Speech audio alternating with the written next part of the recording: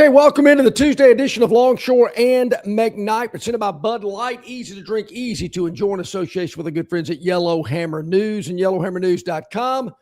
And Barry, yesterday was beautiful. I'm thinking this is it. I have found the answer. Baseball should be a 2-inning, 6-out sport. Boom, done, over. I'm in. Well, yesterday, in one instance, it was. First of all, for you newbies, he's John Longshore. Yeah, I know. I'm Barry McKnight. Great to have you along with us here. Yesterday was John's kind of baseball day. Oh, it's awesome. In Tuscaloosa, Alabama. There were two games yesterday to wrap up the NCAA baseball super regional round and get the final two teams into the College World Series, which starts on Friday. Oklahoma and Kansas and Lawrence still had 6 innings to play, which is way over John's limit there. Because they got rained. I got rain delayed on Sunday. Oklahoma wins it. They were leading big. They won big. But it took 6 innings. Alabama, it was common sense sort of needed to prevail, but I'm a big rule follower. This guy is not necessarily. And, Alabama was playing St. John's. It's best 2 out of 3. Alabama had already won 1. They only needed to win 1 more. They were up 7-2 in the 7th inning. Top of the 8th, maybe. Top of the 8th. Yeah, they'd finished 7. Yeah. And rain, and more rain. This was on Sunday. I'm trying to look at it. I kept looking at the bottom of the ESPN scroll. It says Alabama St. John's weather delay, 8th inning. And I'm thinking, there ain't no way they're going to prolong that thing. They're going to play that no matter what. But they didn't. They waited until yesterday, opened up the gates at 10 yesterday morning, got the game underway at 11 yesterday morning, and it was done by 11:35. I mean, you had to, go to the Waysider for lunch and get you a meat and 3. I mean, there's, that's a and John's. If you got to go to a baseball game, that's a schedule he wants to see. 2 innings, 6 outs, perfect. Then head for the meat and 3. Yeah, and I'm kind of wanting to. Do we have to make it a 10-run rule? Can we move it down to like 7? If you're up by 7, game's over. I'm kind of lobbying for that too, but I don't want to get greedy. Yeah. But I don't know. I have not seen an announced crowd for the game. I mean, obviously, a Monday at 11 is not the most convenient time to watch a game. Most people do have their job, but I did notice the guy that dresses up in the comic book character with the big hammer on his. Captain Alabama or whoever he is. I've talked to him. He was there. I'd understand, even though for a Monday 11 o'clock first pitch, that beer sales were brisk. I heard that, which that doesn't shock me. It was 2 innings, John. I mean, has John ever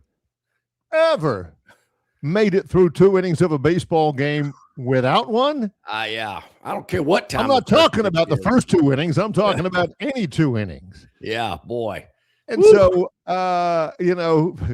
those poor guys, John's in television, I'm in television, those poor guys, the key grip gaffer and the center field cameraman, and they're trucking out there yesterday morning, and gaff taping this and jerry rigging that and getting the alligator clips out here. And all right, let's fire. Here we go. All the lights are on.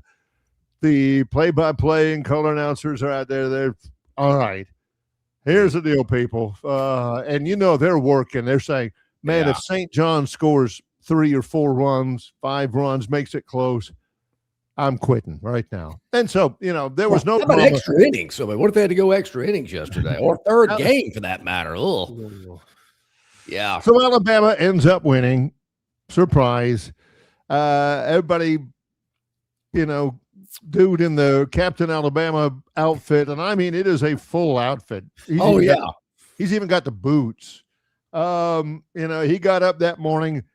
He may have been the only guy excited. Oh boy, oh boy, oh boy. He pulls on the old boots. He puts the hat on. He grabs the shield and everything and trots on out there. Boy, isn't this great and everything. And when it's over, Yeah, it's Go tough. back home and thinking, it takes me a half hour to put this thing on. Now I don't even know if it's worth it. So it So was, yeah, they win the game and they get the dog pile going, and they came back out in those camo uniforms. Hope they get rid of those. I just do not get that. not a huge. I know they have fan. a military appreciation weekend, but I just the camo. I just it's So I don't get it.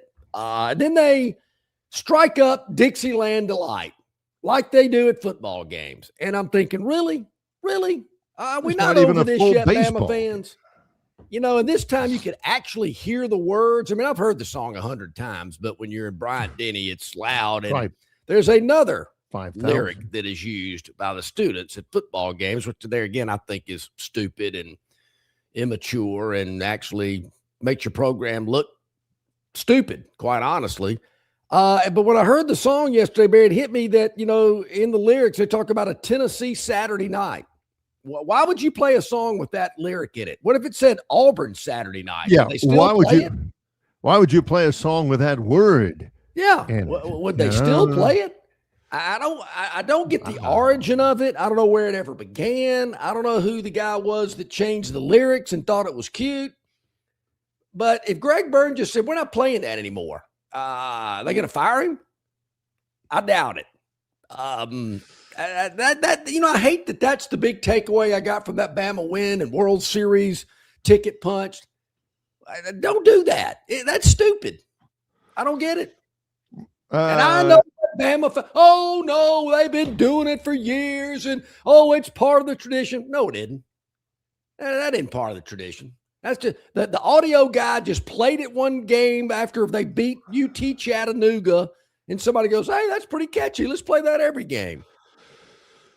Oh, so the College World Series is now fully set. Alabama is going.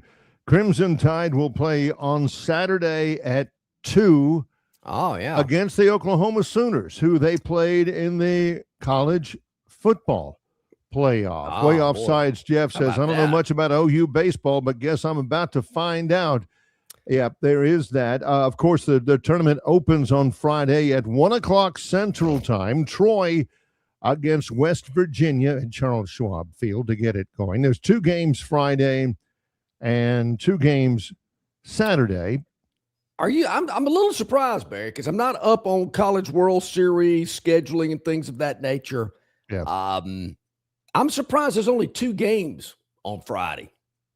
Yeah, 2 games. There's really only 2 games every day. Yeah.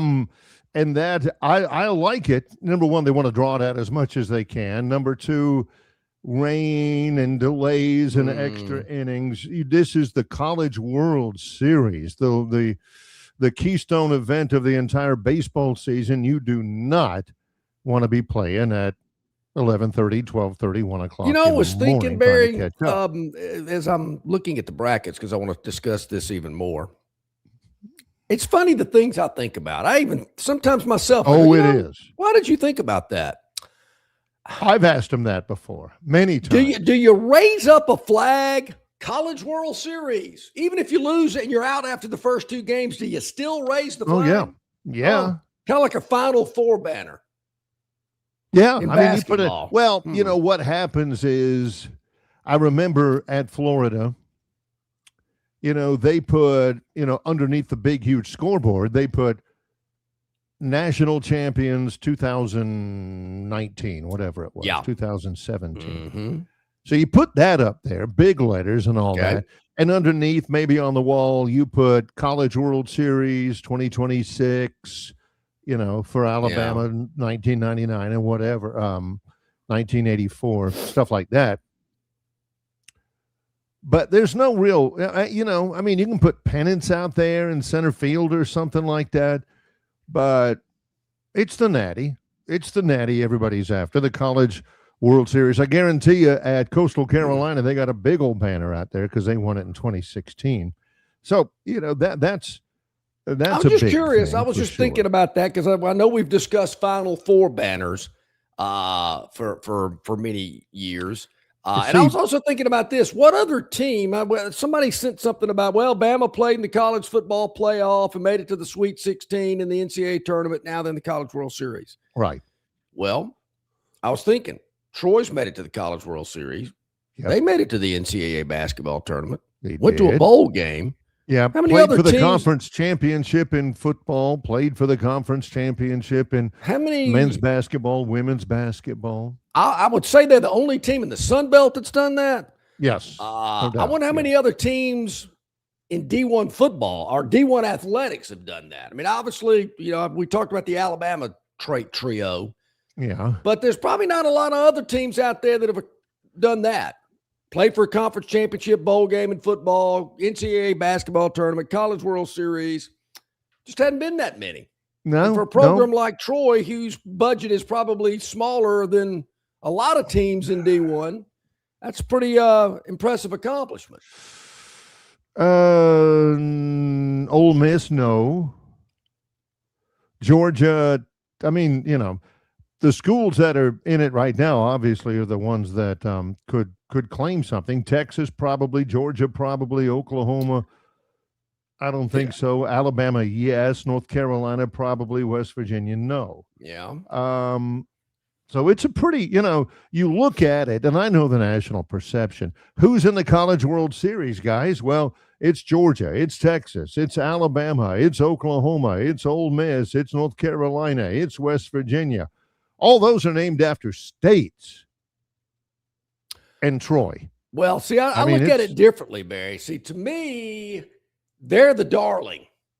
The media is going to be attracted to Troy because of that reason. I like it. I don't disagree. You look at all these teams you're aware of, all these SEC teams, North Carolina, Tar Heels basketball school, West Virginia, there again, it's that state school. To me, that's a huge advantage for Troy. They get hot, win a game, start winning.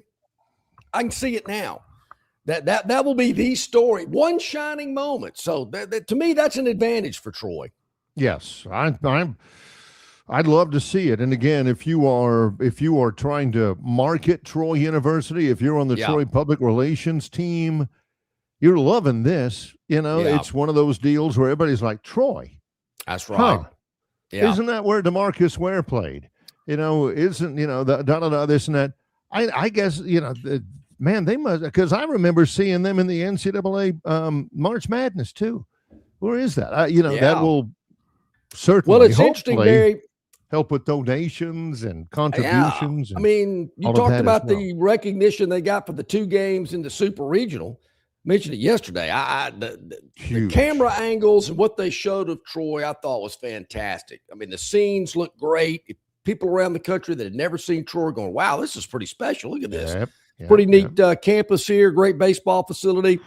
The outfield, you can see the buildings in the background. I thought it was very well done. Beautiful campus. And my man Stuart Vance got a lot of great PR as well, man. Right there on the dugout, had his logo right there for the world to see.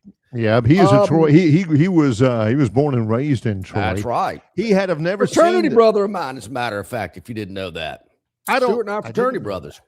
Yeah, great guy. You used to see this all the time. I don't notice it much anymore in college athletics. I only really now see it at the beach, or those little biplanes, those little, Piper Cubs or Cessnas or whatever that have the trailing, come to Spinnaker's, ladies' night, Saturday night, with the little trailing banner behind it. Sure.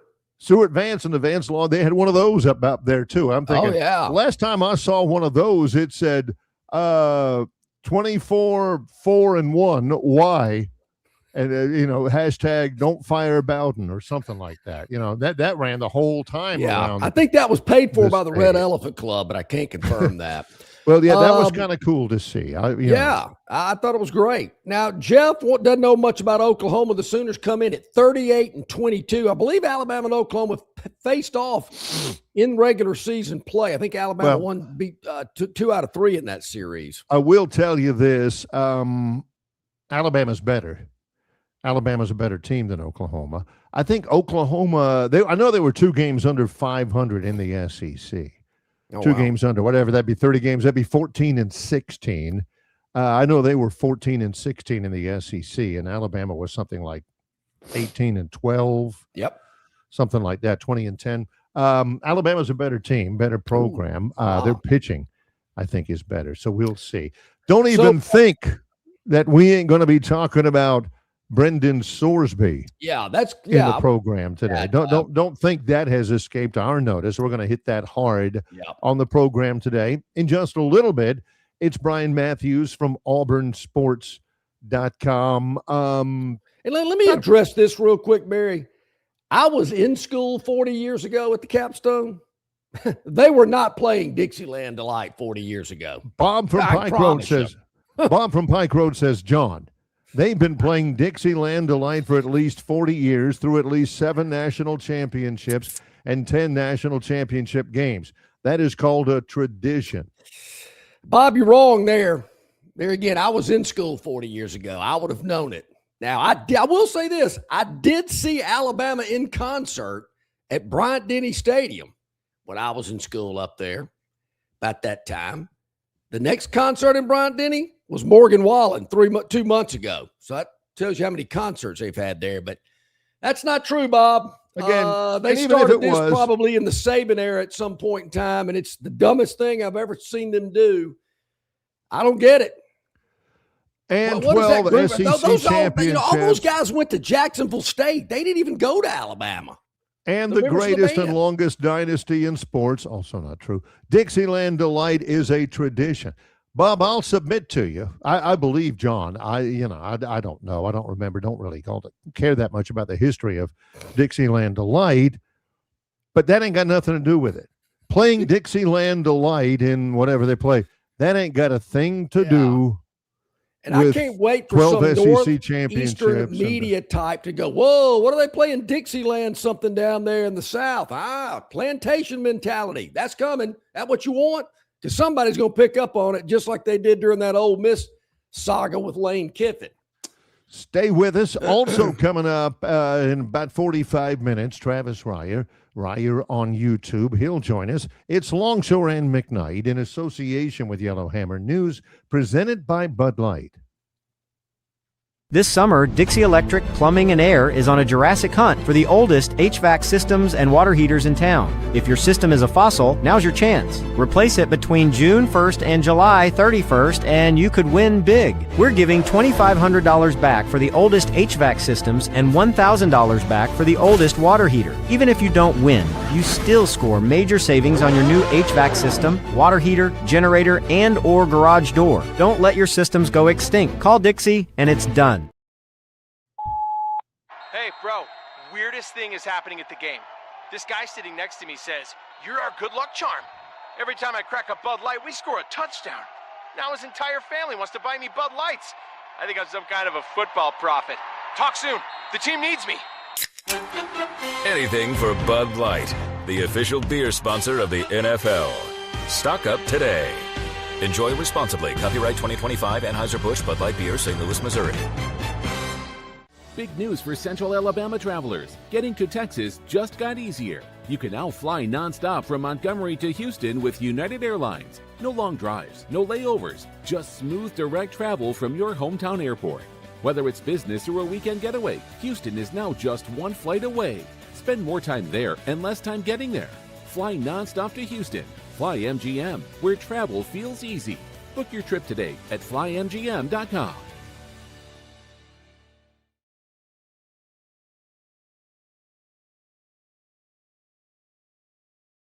All right, welcome back in, everybody. About 20 minutes past the hour here on this Tuesday. Hit that like button, hit that subscribe button. We really appreciate it. Of course, you can always check us out on Facebook, YouTube, X, Instagram, Spotify, iTunes, right through your Bluetooth in your car. We film it each and every weekday morning, the show from 7 to 9, but you can certainly consume it and listen and watch at your leisure on your schedule, which is the great thing about it. We really appreciate it. Yellowhammer News as well. You can check it out on their Facebook page. So hit the like, hit the subscribe button. Yeah, Barry, you touched on what's going on out in Lubbock, Texas. I got to tell you, that one surprised me. I didn't see that one coming. Because it's totally wrong. because it's absolutely a terrible thing to do. We've touched on before, University of Cincinnati quarterback Brendan Sorsby, who was the number one player in the transfer portal this past year, signed for millions at Texas Tech. He's a very good quarterback, very good player. Texas Tech, who's thrown around millions, ended up getting him. He's going to be their quarterback this year, except that the NCAA successfully found loads and loads and scads and tons of information, viable information, that when he was a student at Indiana, when he was a student at Cincinnati, he bet on thousands of things,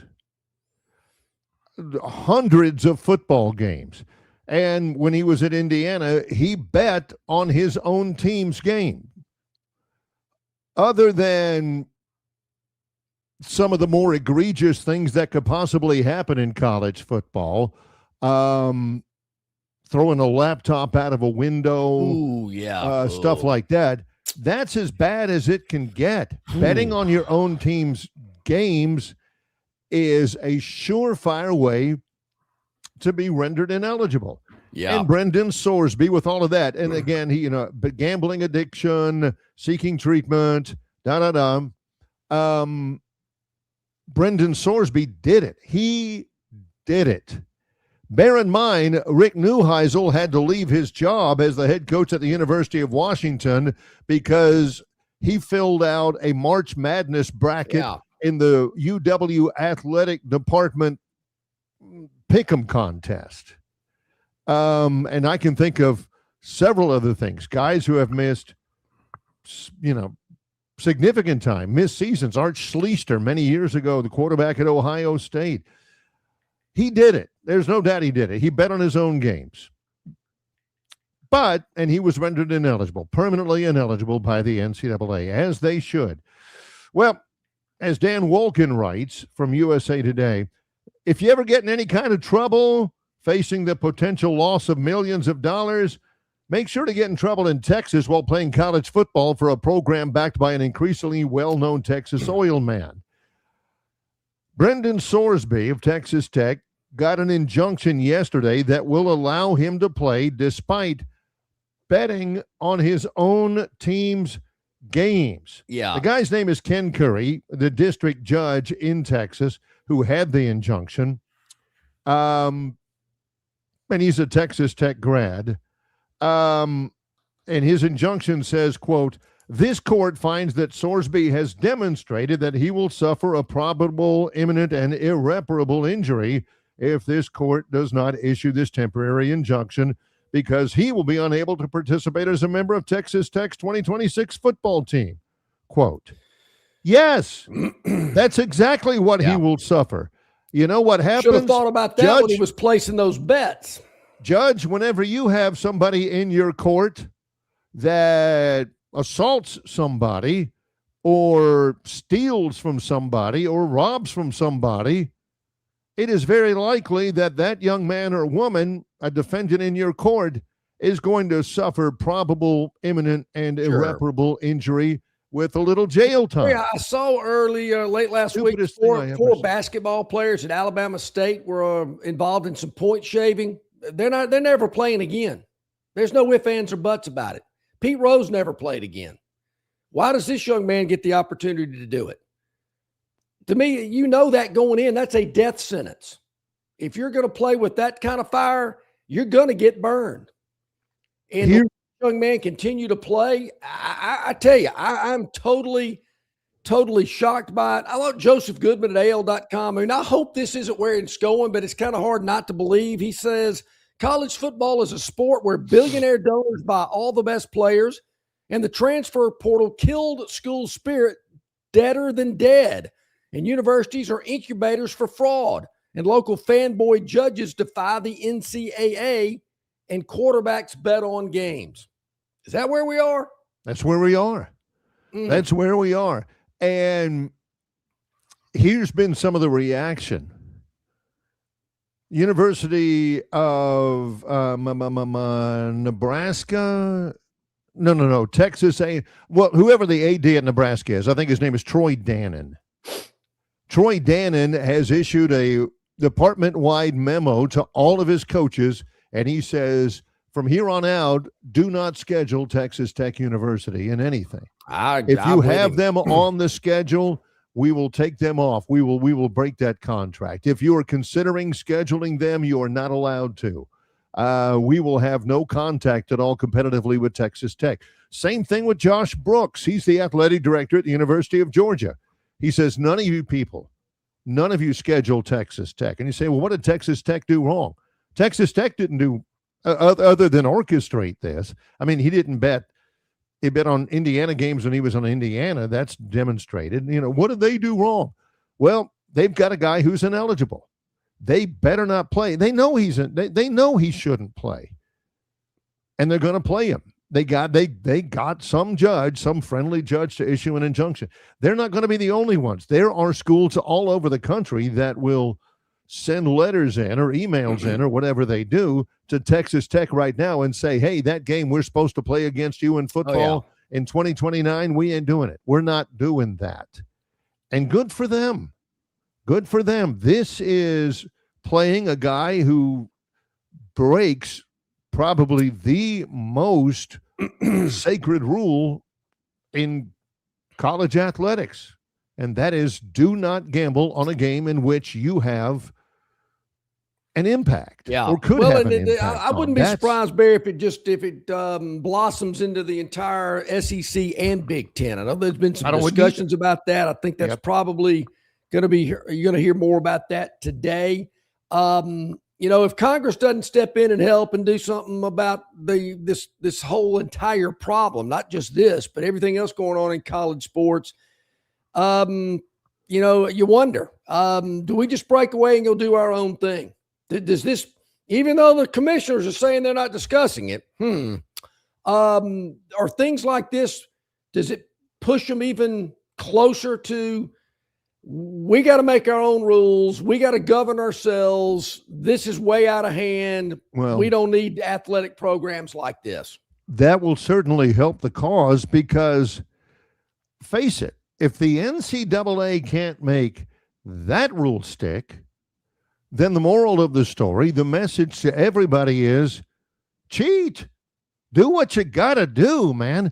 Pay players over and above the prescribed NIL limit. It's like Jason Caldwell said last week. We all know as far as NIL, everybody's got a limit. Everybody's got a number set by the NCAA. But that ain't the real number. That's a number.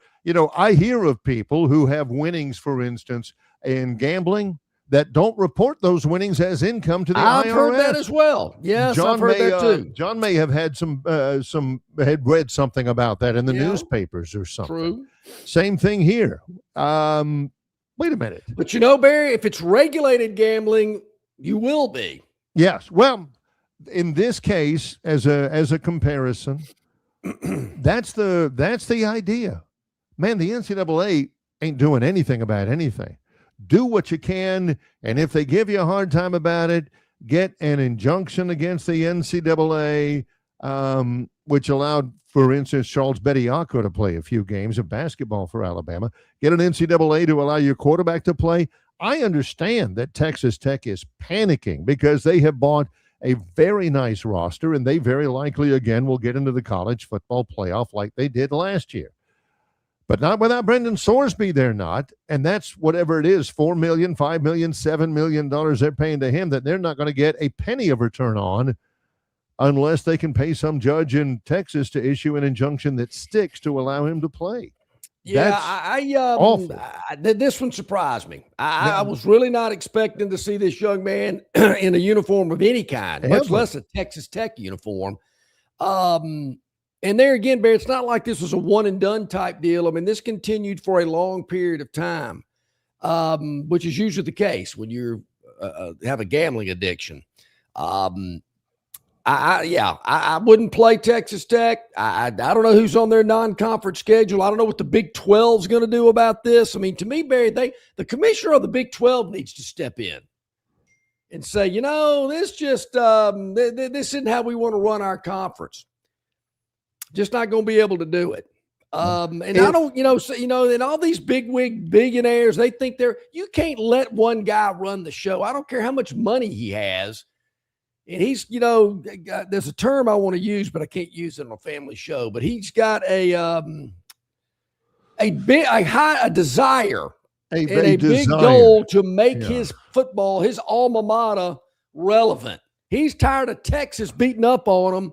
I'm going to buy myself a championship, show those Longhorns what it's all about. Again, that's Bob, not what it should. That's not how we should be playing this game. No. Bob from Pike Road, who's thoroughly caffeinated this morning. He says, can anyone realistically say Nebraska would not do the exact same thing if in the exact circumstance?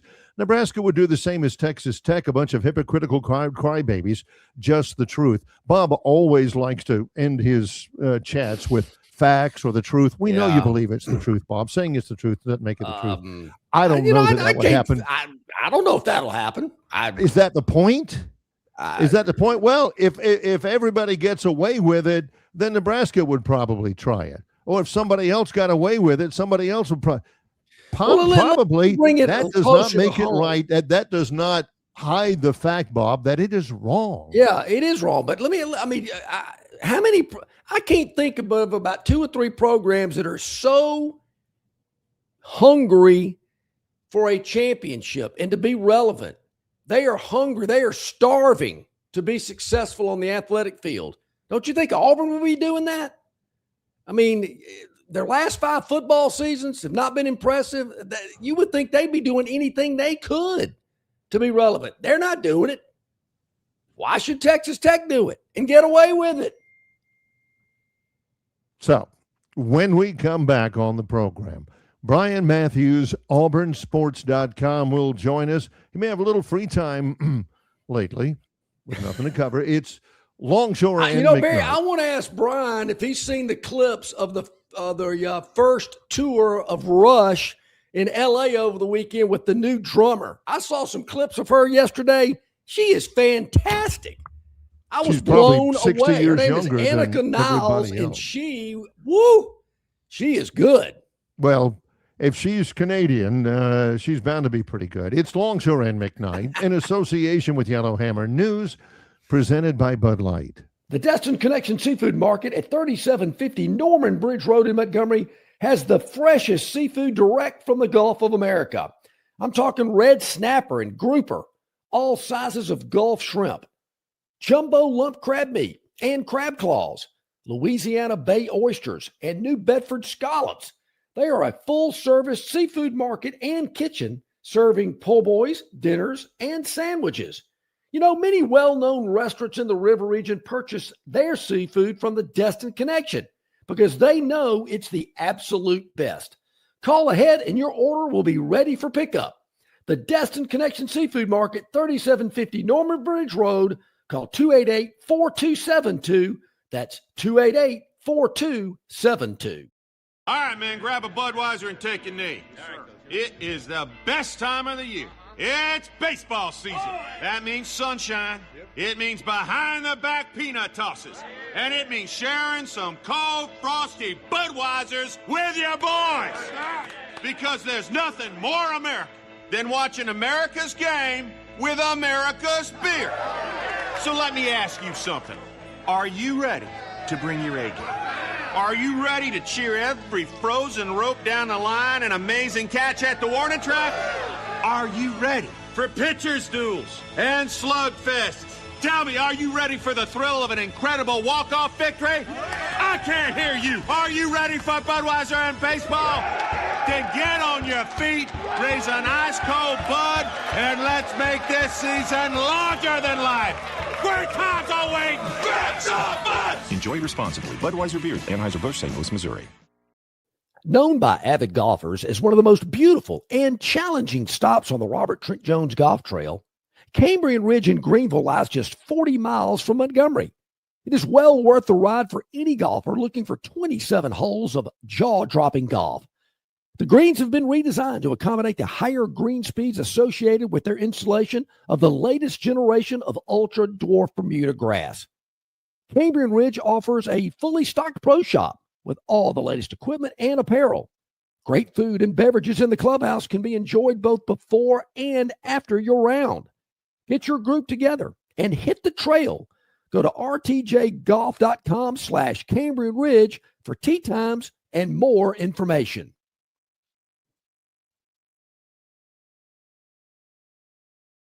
Okay, welcome back in, everybody. Glad you are with us here today on this edition of Longshore McKnight. About 25 minutes at the top of the hour. Brian Matthews going to hop on here with us in just a moment. Travis Reier, top of the hour. Yeah, this one kind of surprises me. I'm obviously started the show off with some baseball, but this has certainly dominated the sports news world, if you will. And to me, Barry, it's just another black eye on college athletics, particularly college football. And that's all you're going to hear about. When this young man takes the field in week 3, because he's going to be suspended for the first 2 games. They happen to be against what? Abilene Christian and Oregon State. Oh, whoopee, big deal. That. Yes. That's like suspending a quarterback for 1 play. Anyway, for those that is even back before Dixieland Delight was played at Alabama. Yeah. This is old school. This was Jeff Berger, who's doubtlessly a grandfather and approaching retirement, was the Auburn quarterback, and of course he had a little zest for living when he was in college. But who hasn't? Yeah. And Coach Dye. Against somebody. I was there, but I don't even remember who it was. Started Reggie Slack, and everybody's like, ooh, Berger's not starting. Slack on the first offensive play, turned around, handed it off to Fullwood or somebody, 2-yard gain, and as he handed it off in the same motion, he started trotting to the sidelines. And here comes Berger. He didn't start. Okay, 1 play. By the way, Texas Tech does open with Abilene Christian, by the way. I thought I'd read that. I saw that. Oregon State. Sam Houston later on. So, So, you're going to have to beat those teams without Brendan Sorsby. Okay. They probably can do that. They probably will be able to do that, I would think. But, I don't know what the rest of their schedule looks like. Obviously playing a bunch of Big 12 opposition. Does the commissioner of the Big 12 have enough guts? You can say stones. Schools not. I'm not to even play sure if Texas cojones is a Spanish word, but you can use that if you'd like. I'd like to know. I don't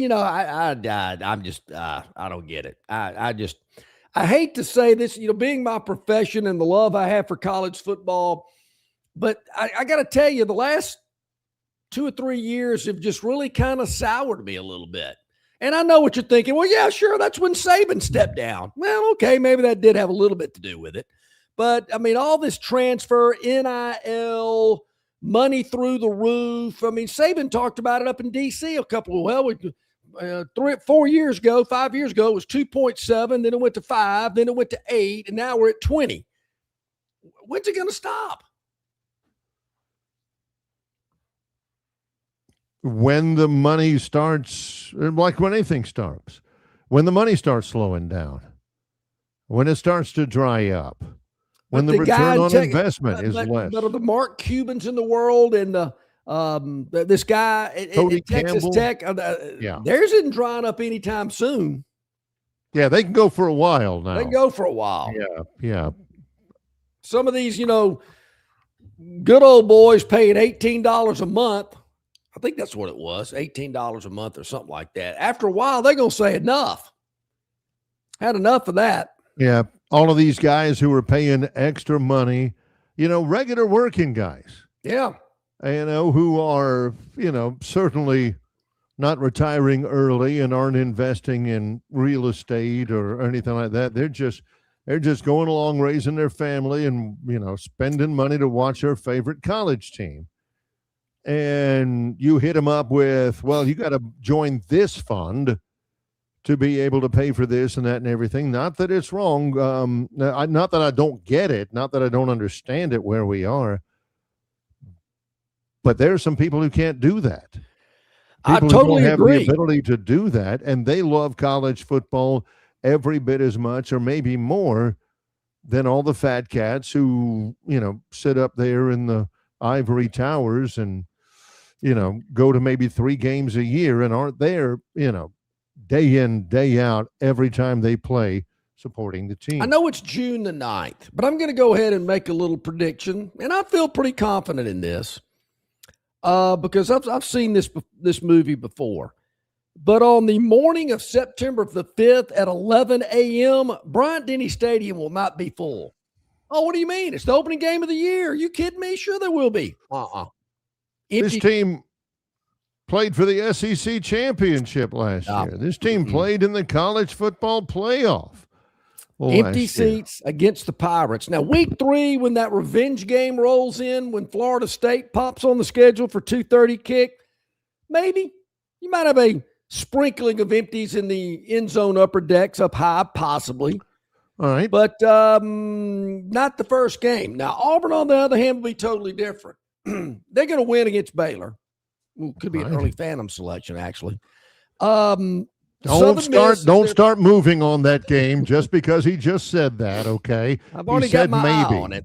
He said maybe. Southern Miss home opener. That's a night game. Be a big crowd there. Then it's Florida. Huge crowd for that one. Then Vanderbilt might slack off just a tad. But if they lose, and by the time Arkansas rolls in on November the 7th, that Auburn and Alabama are completely different. Bama fan will start out slow, and if they keep winning, then the crowds will get bigger.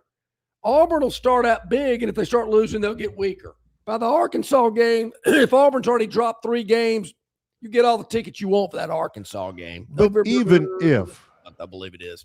Even if Alabama gets, some early momentum and rolls off the wins, even if they go into week 11 10-0, heading into week 11, wins over Georgia, wins against Tennessee on the road, wins against Texas A&M at homecoming, right before the Auburn game. If they're 10-0 heading into Chattanooga, the Chattanooga game in Tuscaloosa. Oh, yeah. It don't matter if they're 10-0. Yeah. There will be empty seats in Tuscaloosa for that game, no matter what. Believe it. Yeah. It could be number 1, the talk of the town on Sports Center highlights. Plenty of empty seats for the Moccasins of UT Chattanooga. I can promise you that. There again, but hey, no more cupcake weekend on that weekend. We're still going to have it.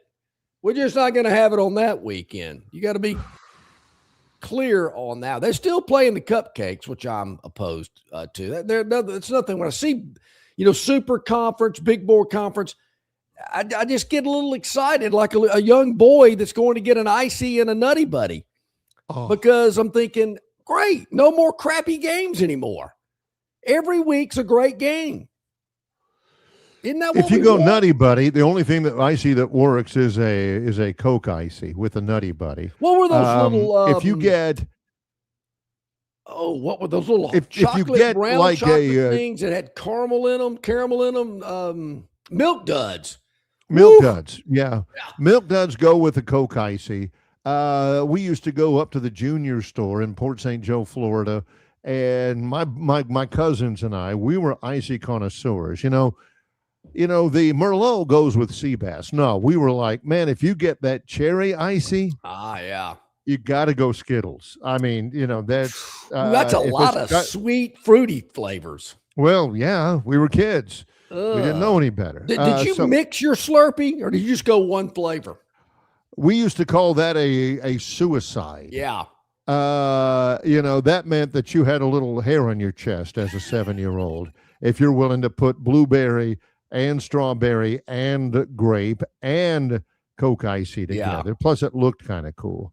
They always had the Coke Icy, and then they rotated the other flavors. Yeah, Coke was always there. The Coke Icy was always there. Yeah. Every once in a while, you got busted by your mom, because we lived within walking distance of the junior store, and your mom would say, did you go back and you get another Icy? And you look up at her with pure eyes, and you say, no, ma'am, I didn't. And your mouth is as blue as it could possibly be, You look like Papa Smurf, looking at her up there. No, ma'am, I didn't have an Icy. Was it blueberry? And you're thinking, how did she know? You How know, did an she know? underrated flavor of an icy was a Sprite icy.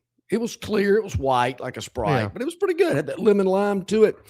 It was really good. As I got older and more mature, I transitioned from ices to the Sonic Route 44 strawberry lemonade. But you tell them, don't fill it up all the way to the top, because when you bring it, I got something I'm going to put in there to fill it up to the top and stir it around a little bit. What you don't do at Sonic, and I did it once until they actually took it off the market. Dee and I were down in Panama City visiting with family, and we were just driving in, and I stopped at the Sonic in Panama City Beach, and I got a Route 44 slushy Red Bull.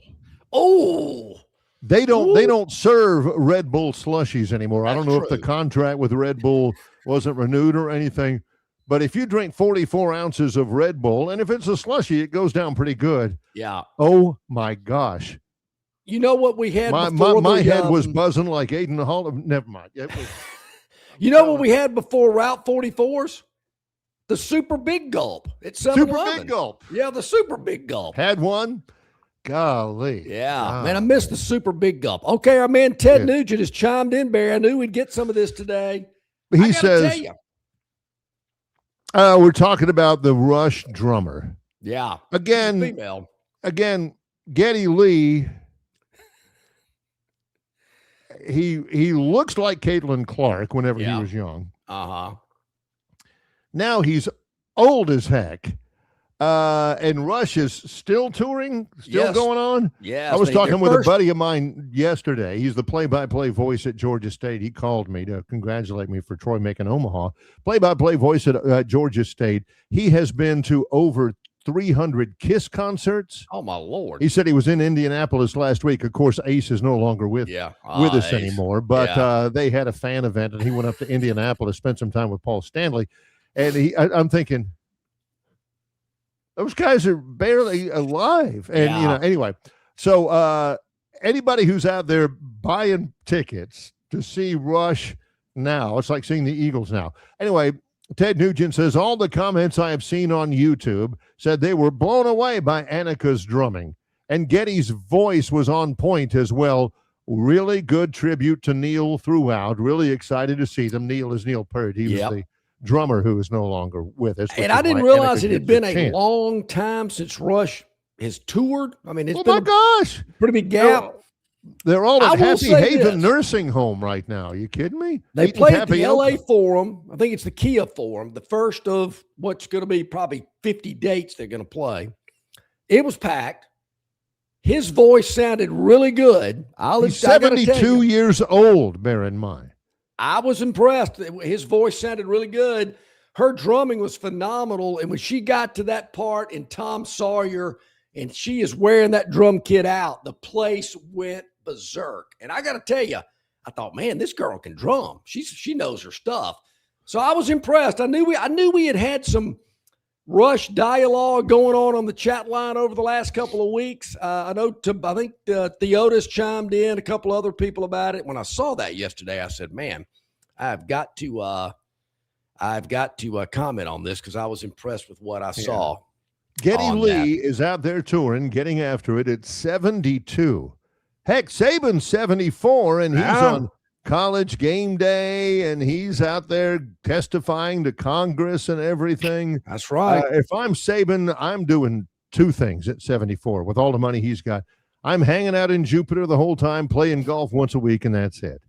The rest of the time, I'm doing what Miss Terry wants. I could play twice a week if I was down there. I could probably do that. That'd be pretty good. But I've never seen Rush in concert. Maybe I got to squeeze it in somewhere somehow because it looked pretty good on YouTube, I will say. But I do a lot of our guys and gals were getting excited about that. I think some of them have even mentioned that they're going to one of the shows when they come around our area. Well, all right, so Brian, I think maybe try to join us at the bottom of hour number 2. Got a little tied up today, but he's going to maybe try to squeeze in at that point in time, which is no problem. We can work on the fly here. We're professionals. We know how it works. But we will take a break right here. We'll blow through the top of the hour and wait for Travis Ryer to join us at the top of the hour.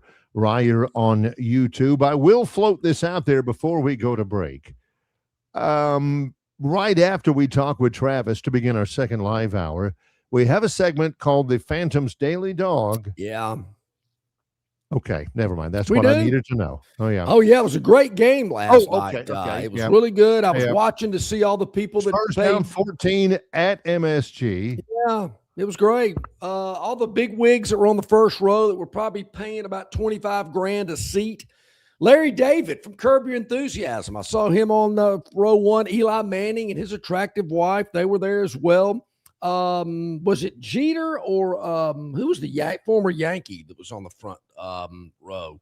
Probably Jeter, but Somebody help me with that. I think it was. I get those Yankee players confused, Barry. I remember years ago I took a picture of that Yankee player that was at the Sigma New house in Tuscaloosa. John says, who was this dude, Barry? I said, daughter. Alex Rodriguez. Yeah, that's it. It was A-Rod. Yeah. Yeah.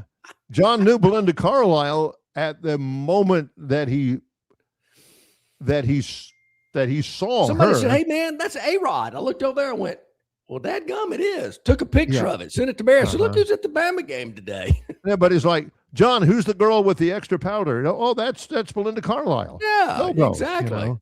All right, so let's take a break. Let's More do to it. come in just a moment. It's Longshore and McKnight in association with Yellowhammer News, presented by Bud Light.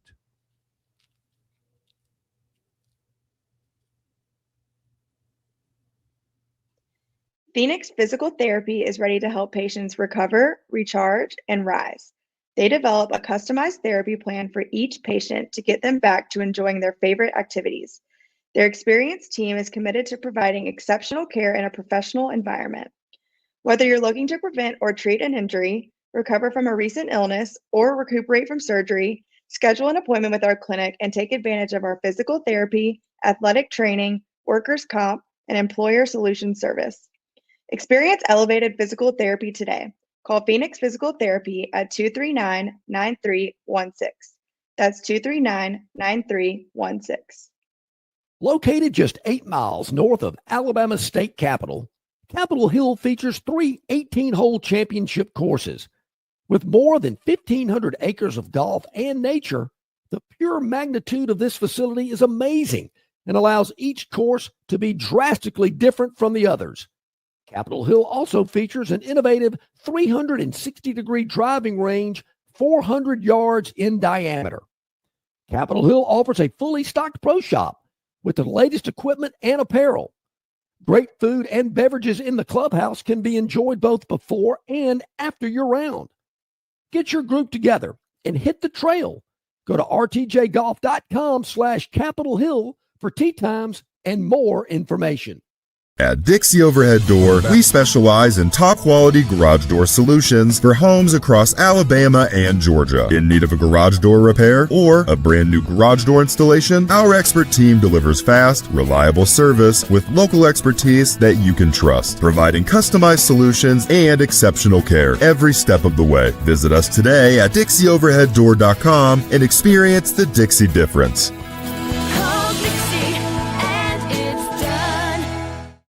Basketball court, the soccer pitch, or even the golf course.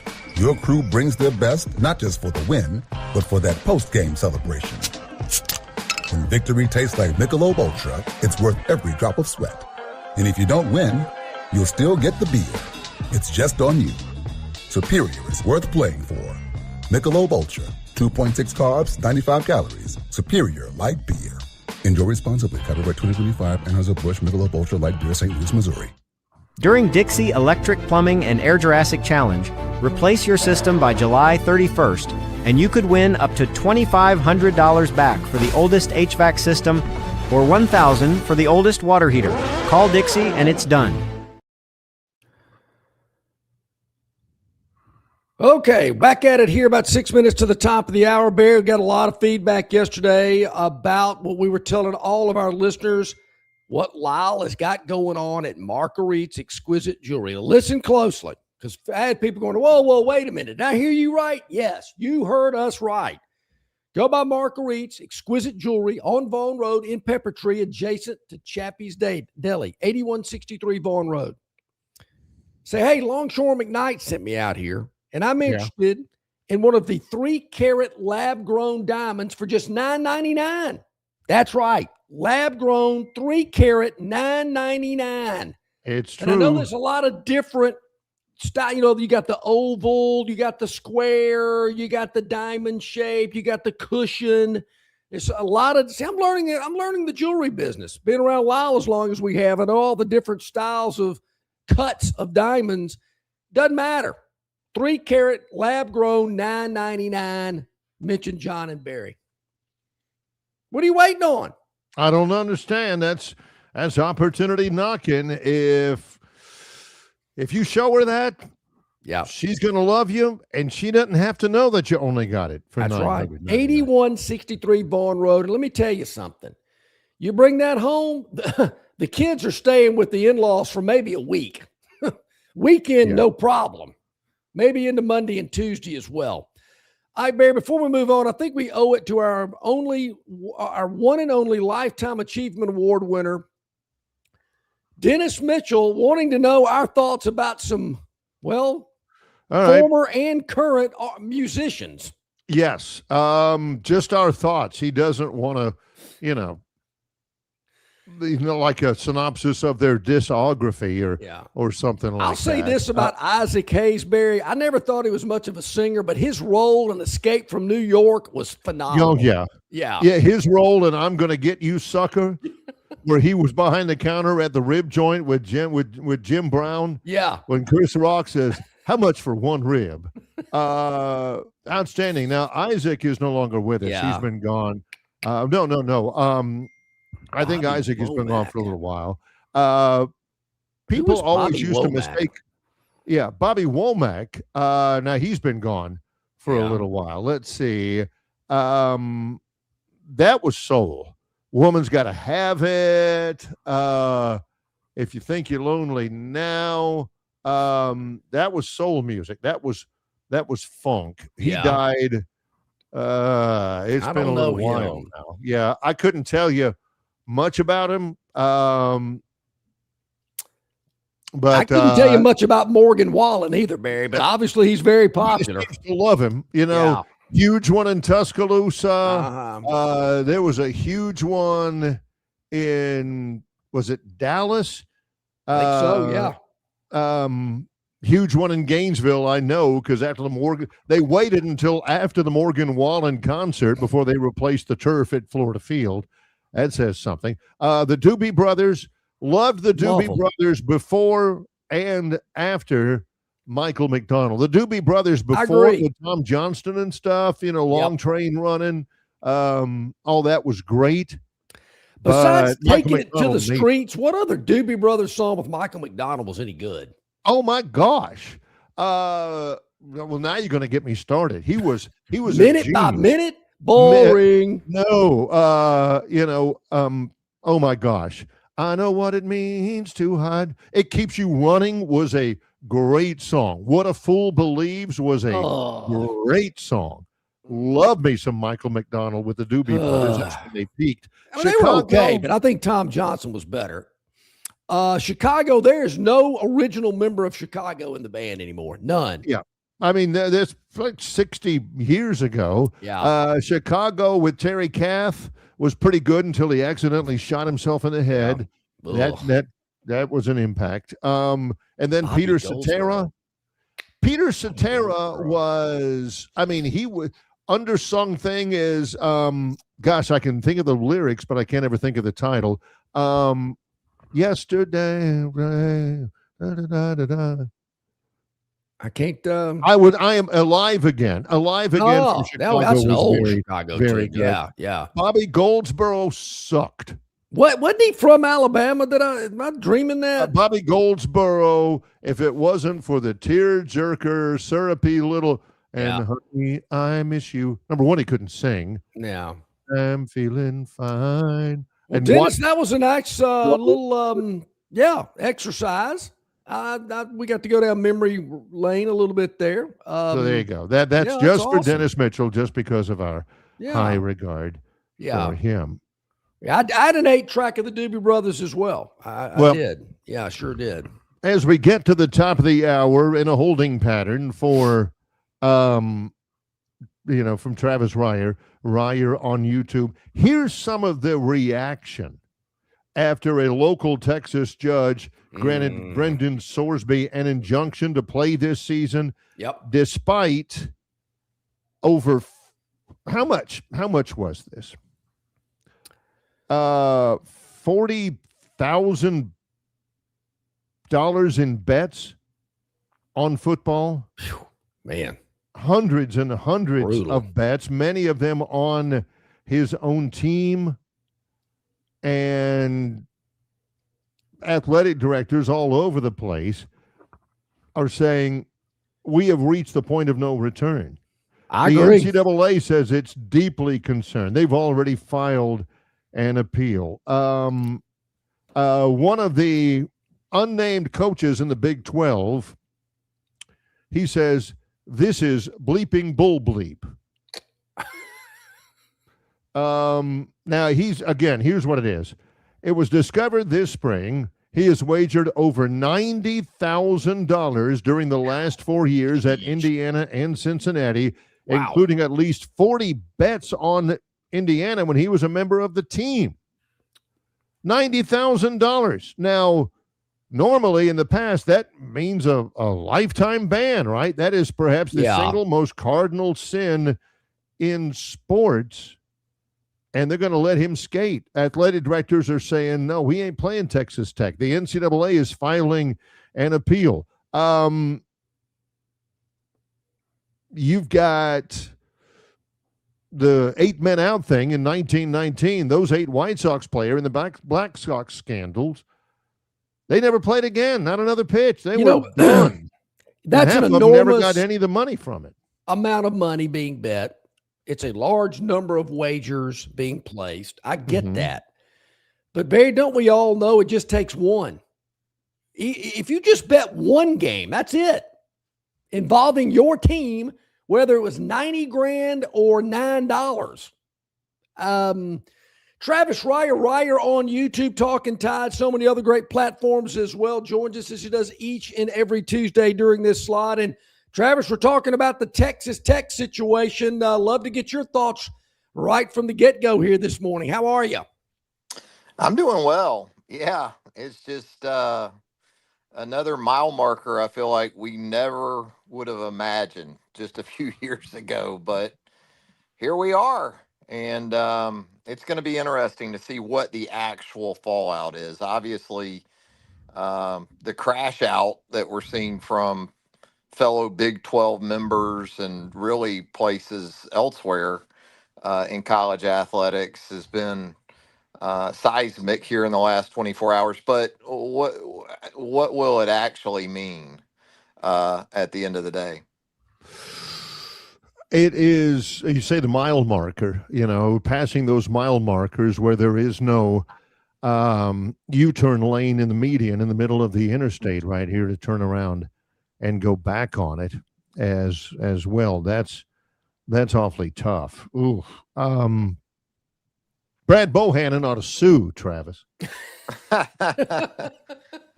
He'd be in Omaha. Yeah, maybe so. Yeah. Yeah, he'd be in Omaha maybe this weekend.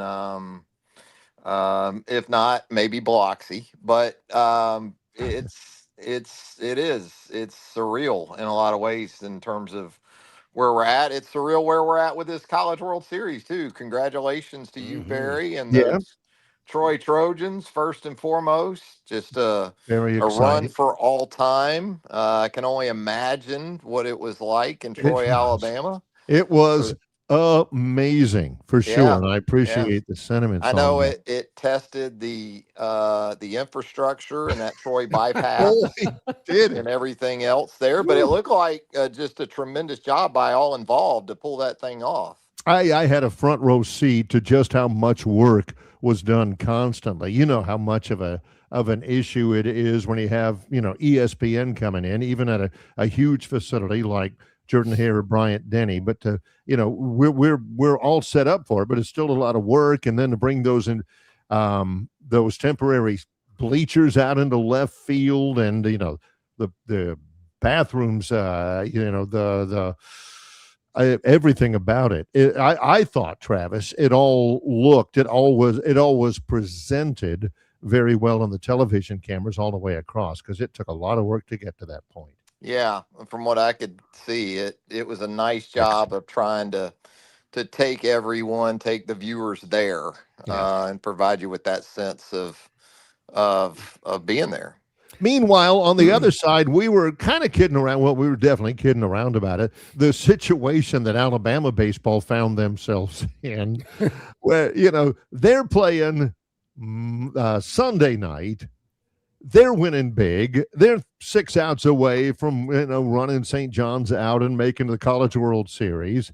And it wasn't even yet Sunday night. It was Sunday afternoon, and it went into night and everything. And they finally had to bang it until yesterday.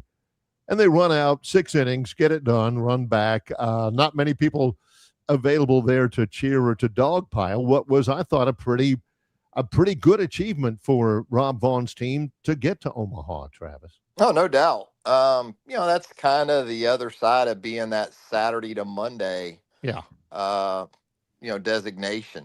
I know it works obviously for television. That's what it's there for. But if you do have a situation like late in a game 2 that you're going to have carryover to the next day, well, you're not gonna have nearly as big a crowd there, obviously, on a workday Monday than you would a Sunday. So that stunk from that standpoint, but I don't think Alabama cares too much. I mean, No. to snap that 27-year streak and get back to Omaha, and Rob Vaughn, it's kind of similar to what Nate Oates has done with the men's basketball program. Agreed. Because men's basketball had a pretty good desert that it wandered there for a while before Nate Oates came in and really made that program Sweet 16 and beyond relevant. I don't know if Rob Vaughn can do this every year, but we've seen enough here in his first couple of 3 to think that that they are going to be relevant to, first and foremost, just postseason discussion. Right. I mean, if you got to be in it to win it, and like we've seen just with this 18 field out in Omaha, just get in. Yeah. Troy got in. Alabama got in. I mean, some of these teams won their way in via their conference championships. I understand that. But it's not an 18 field that a lot of people had in their brackets when this thing got started. Travis, does the success of Alabama's baseball and basketball teams this year put more pressure on Kalen DeBoer to get this football program back to a championship level? It's interesting to sort of look at that, because I know there are Alabama fans that feel like this may be the greatest all-around sports year in athletic department history. And with the achievements of softball, baseball, men's and women's basketball, football, it's kind of hard to argue otherwise, but football is held to a different standard, right? Just getting to the college football playoff, it makes for an excellent graphic when Alabama's the only school on that list of achieving what we just outlined. But yeah, the championships are the thing.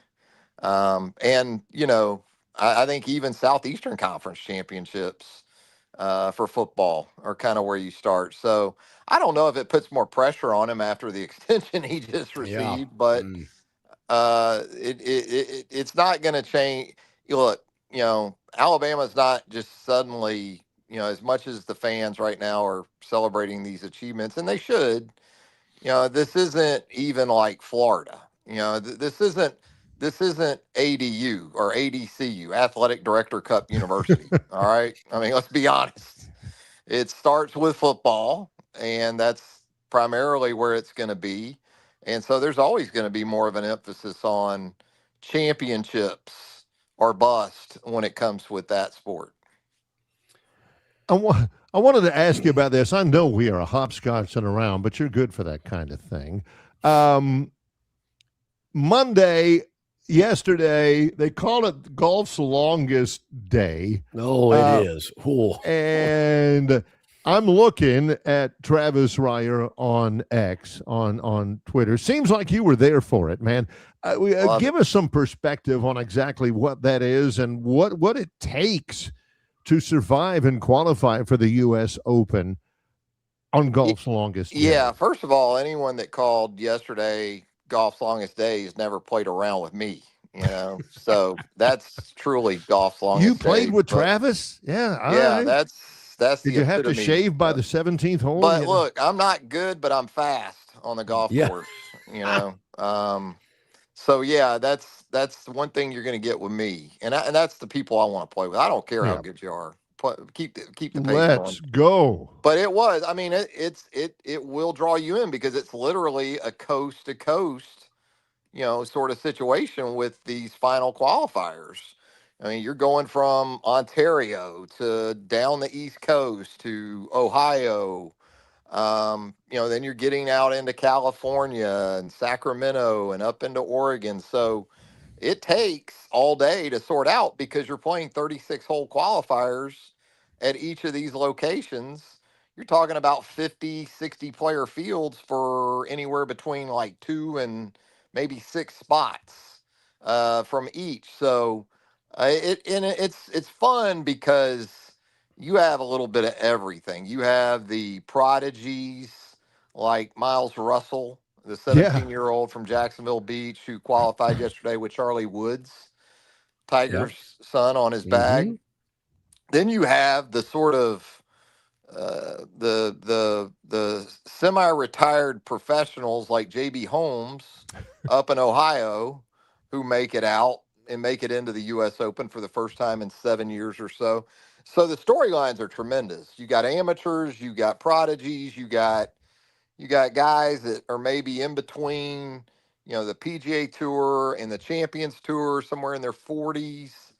So you get a mixed bag of a lot of fun stuff, and it's literally a dream come true for all those guys because it's not just the U.S. Open; it's also Shinnecock Hills. Yeah, and that opportunity to contest the nation's championship at a venue like that is huge. Yeah, I saw a little bit of some young man, 17, 18-year-old kid qualified yesterday at one of those locations. He was being interviewed. I thought, man, that guy looks really young to be playing in the U.S. Open. But, man, these young guys, they can play. There's no doubt about that. The world's top 2 juniors qualified for the U.S. Open yesterday. Miles Russell is number 1. But yeah, I mean, it's pretty amazing. Yesterday I mentioned this. I've always kind of felt like I had a knack to read between the lines. Greg Sankey of the SEC was on with Feinbaum late last week talking about several things going on in college athletics and basically came out and said there's been no discussion between the SEC and the Big Ten about a super league. My radar immediately went off and it told me, yeah, there has been discussion. Your thoughts about that? Do you think they've discussed it with even what's going on with Texas Tech, which happened after this interview? Or is there more of a feel of we got to do our own thing, govern our own selves? It's the Wild West out in Lubbock, and we can tell them we're not talking about it, but we've discussed it. What are your thoughts on that? Yeah, I mean, I don't know if there's been in-depth discussions between the 2 leagues about, hey, let's just make this about us. I could envision, we've talked about this, that eventually it's largely about the Big Ten and the SEC, which it's kind of about already, but I'm talking about to the extent where you've got those 2 leagues and then they cherry pick, the other, what's left of the other leagues to form maybe 40, 50 teams or programs or athletic departments. So I wouldn't discount any potential option because it is so tumultuous right now. And the upheaval just seems to be coming on a daily basis. And it's exhausting, really. I'll be honest with you. I'm so ready for games, and it really doesn't have to do with my appetite for college football. I love my off season, but this this stuff day in and day out. It's kind of got me ready for football season earlier than I'm even usually ready for it. So yes, that's kind of where I'm at. But I've been saying it for months and months. I'm tired of the talk. I'm ready for some action. I Enough am talk. too, but it's tough because I like my off season. Yeah. Like, I'm not countdown guy. I'm not, 93 days. Yeah, can't wait, not sleeping. Yeah. That's not my approach. It used to be in my younger days, but not anymore. I kind of value every day I kind of wake up, at this point. So I'll try to enjoy every one of them as much as possible. Man, for a stamped for a copy of the Travis's life lessons, send a self-addressed stamped envelope to this address. I don't know about that. I'm just kidding. What I like, and this plays into a conversation John had earlier, just totally off topic. 12 hours ago, at Travis Ryer on X, Travis reposted a riff from Geddy Lee and Alex Lifeson from the Rush concert. Supposedly they had you. And you got that, John, that girl drummer. Yeah, Annika Niles is her name, I believe. Yeah, and Travis reposted by saying, Alex Lifeson has never gotten his due. I'm a little bit surprised. Are you an old band concert going guy? Oh, Travis? gosh. I still have, thankfully. My older brother is 3 years older than me, and he was a tried and true early 80s, mid 80s concert buff. I mean, all right. Put it this way. He was a senior in high school when I was a sophomore. So every day I would get into his 74 Nova with an Alpine stereo system and Ibanez speakers. Oh. And for the entire ride to Edward H. White High School. The Commanders. On Old Middleburg Road. Yeah. Oh boy. It would be Van Halen, it would be Rush, it would be Judas Priest. Oh, it would be Iron Maiden. You felt like your education was already being conducted before you even got to school. And my hearing deficit, that's where it started, was with Big Bro and his crew. I mean, we would make like 6 stops to pick up different ne'er-do-wells, his buddies, and that Alpine, that car was worth $300 maybe, but that stereo system with the speakers, it was probably $1,200. Oh, sure. Oh, exactly. It was basically a stereo system with wheels. I think when he sold that Nova, he took the stereo system out. Yeah, sure. But it was, yes, absolutely. I saw Rush probably 3 or 4 times, Van Halen 4 or 5 times, 3 or 4 times, Iron Maiden, Judas Priest, you name it, Bob Seger and the Silver Bullet Band. That was my first concert in '78 when I was like 10. So I've seen a few of those, and I've got the hearing deficit to prove it. Well, we were talking about this, the new drummer for Rush. I saw some clips. And boy, she killed she's it. Impressive. Yeah. She was very impressive. You talk about not wanting to follow the guy. Yeah. The guy, yeah. I mean, that's the guy, Neil. Yeah, this ain't DeBoer Sabin. No. This is. And you get to that solo or that fill in Tom Sawyer. There's John no talked about that. Yeah, no the crowd went crazy when she finished. And you could tell it got quiet in the forum. That was the LA forum. It got really quiet because those were the hardcore Rush fans for that first gig. Oh yeah, and she absolutely nailed it. Very. I've impressive. always been a big Rush fan because when I was in high school, I had a government and economics teacher that looked just like Geddy Lee. Really, I bet. Yeah, we called her Geddy. She didn't know why. I'm sorry, you called her Geddy? Well, the teacher was female and she looked just like Geddy Lee. Okay.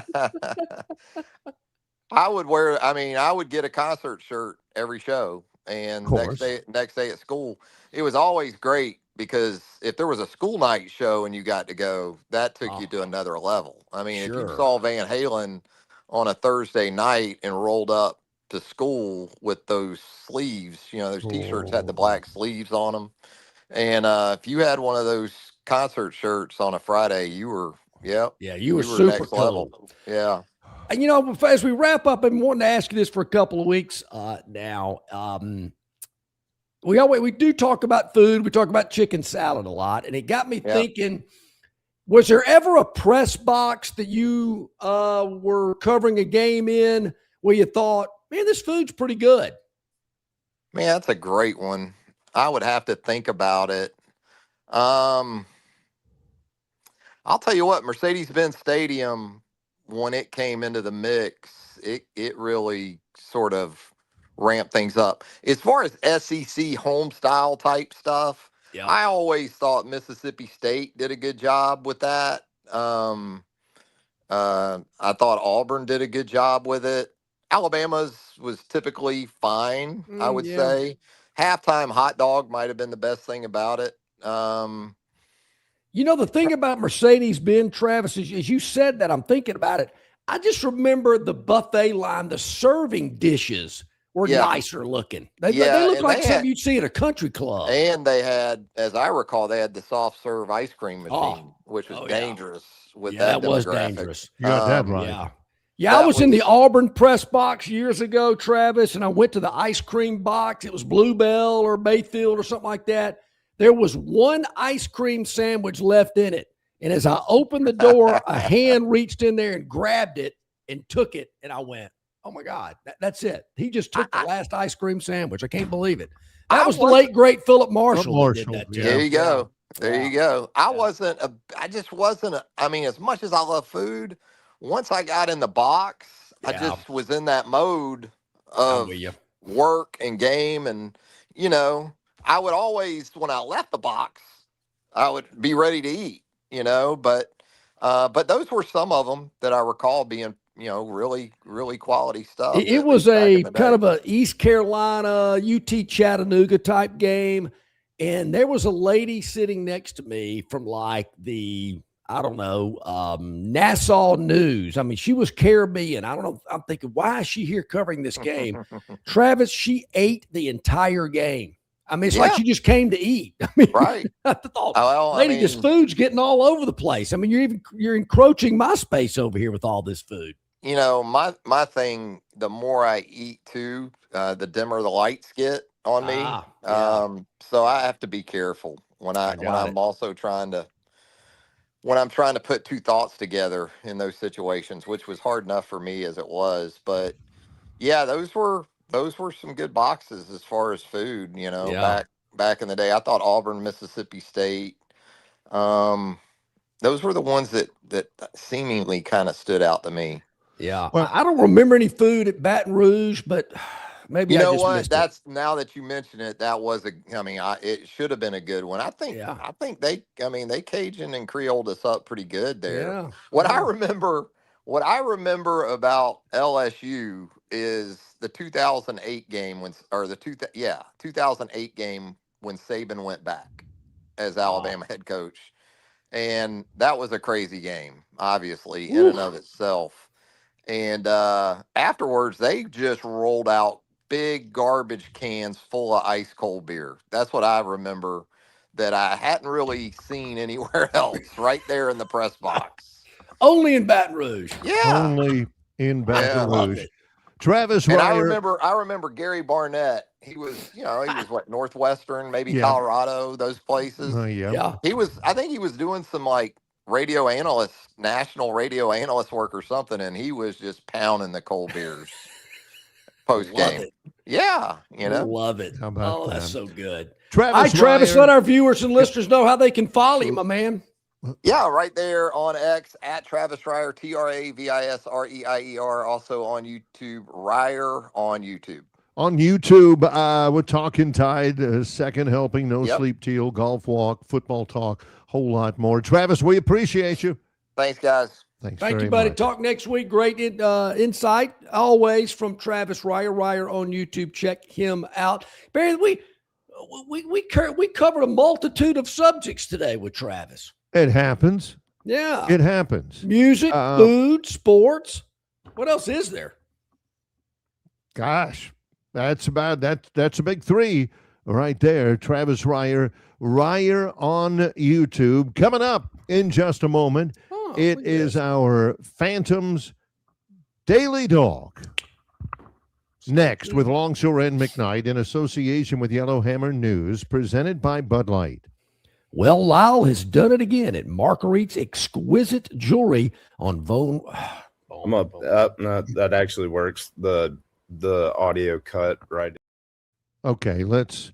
Don't miss your chance to win big at Victoryland Casino. Play the latest, hottest, most exciting games around with fun bonuses and big jackpots. Don't miss out on your free play. Stop by Player Rewards today and check out this month's exciting free play promotions. Come see why our players keep coming back. You'll have more fun at Victoryland Casino, where you can be a winner too. Victoryland Casino, located off I-85 exit 22, Shorter, Alabama. Must be 21 or older. The Bush Guide, cold and smooth survival skills. If you encounter one wolf, chances are there's a pack nearby. Fortunately, the same applies to beer. Head for the mountains of Bush. The Bush Guide, cold and smooth survival skills. To avoid going in circles, make note of recognizable landmarks, like that. What's wrong with going in circles? Different circles, Ross. Okay. Head for the mountains. Hey, you want your property looking its very best this spring and summer, and River Region Straw has premium long needle pine straw to make that property pop. You're not buying sticks, stems, or pine cones. You're buying premium long needle pine straw from River Region Straw. Kenny and his staff have access to the best pine straw in the region, full of color that will last all season long. And now River Region Straw has a fourth location in Chelsea on Highway 280 to go along with their locations here in Montgomery, Prattville, and Auburn. No order is too big or too small, from a few bales to an 18-wheeler trailer load. To get your River Region Straw, drop by any of their 4 locations or give Kenny a call or text today, 669-5959. That's 669-5959, and have the best-looking property this spring and summer with straw from River Region Straw. All right, welcome back in, everybody. So glad you're with us here. 27 minutes past the hour here on Longshore and McKnight. I've got to confess, you're on the right path here. You are on the right path. Mo Tide Pride says, JL, that was Mrs. S, correct? The J.D. Geddy Lee lookalike teacher? Yes, it was. Mrs. S. She was actually married. It was MRS. Yes. Oh, Mrs. Yeah. Okay. But, yeah. Interesting. Yeah. You're on the right path there, my man. Yes. You are on the right path. Similar to the Phantom. On the right path. Since, yes. Sometimes you stick a toe into the water and you think, okay, is this a good day for the Phantoms Daily Dog or not so much? Well, yeah, it is a good day for the Phantoms Daily Dog today, and we've got another Daily Dog that's bound to be a winner tomorrow. Well, Barry, just if you're keeping score at home, just letting you know, we're not tooting our own horn, patting ourselves on the back. It's a different day. What have you done for me lately? But the Phantom is 3-0 in the NBA Finals. Just saying. How does he know? We have had a total and 2 sides. Sounds like a lunch diner. I'll have a total and 2 sides. So, yeah, we had the under in game 1. We had the Knicks in game 2. And we had the Spurs in game 3. 3-0. They'll play again tomorrow in New York. I don't know if the president's going to show up or not. I know Stephen A. Smith was very upset about that. Don't really care what Stephen A. Smith has to say. Doesn't the president have the right to go to an NBA Finals? I don't see why not. But anyway, we had a winner with the Spurs plus 2.5. They win the game outright. 115-111. came from behind to do it. They were down 14 in the second half to a team that had won, 16 games in a row and had a 2-0 lead before they even got to their home court. Yeah, it's amazing. 14 down on the road, came back, played hard. Too many celebrities, I think, on the first rows, Barry, intimidating the Knick team last night. They got to settle down, not to look at all of the celebrities there at the game. Spike Lee, I don't know, Spike Lee was in that referee's back pocket the whole game, chirping at him. That referee didn't have, I mean, he was more active than the coach, for gosh sake. Sure. On that referee. Even though what there were 226 points scored last night. Yes. There's still a lot of missed shots. You don't see this many missed shots in the regular season. Why? Well, because they're not playing defense as much as they are in the postseason. No. That's kind of my thought.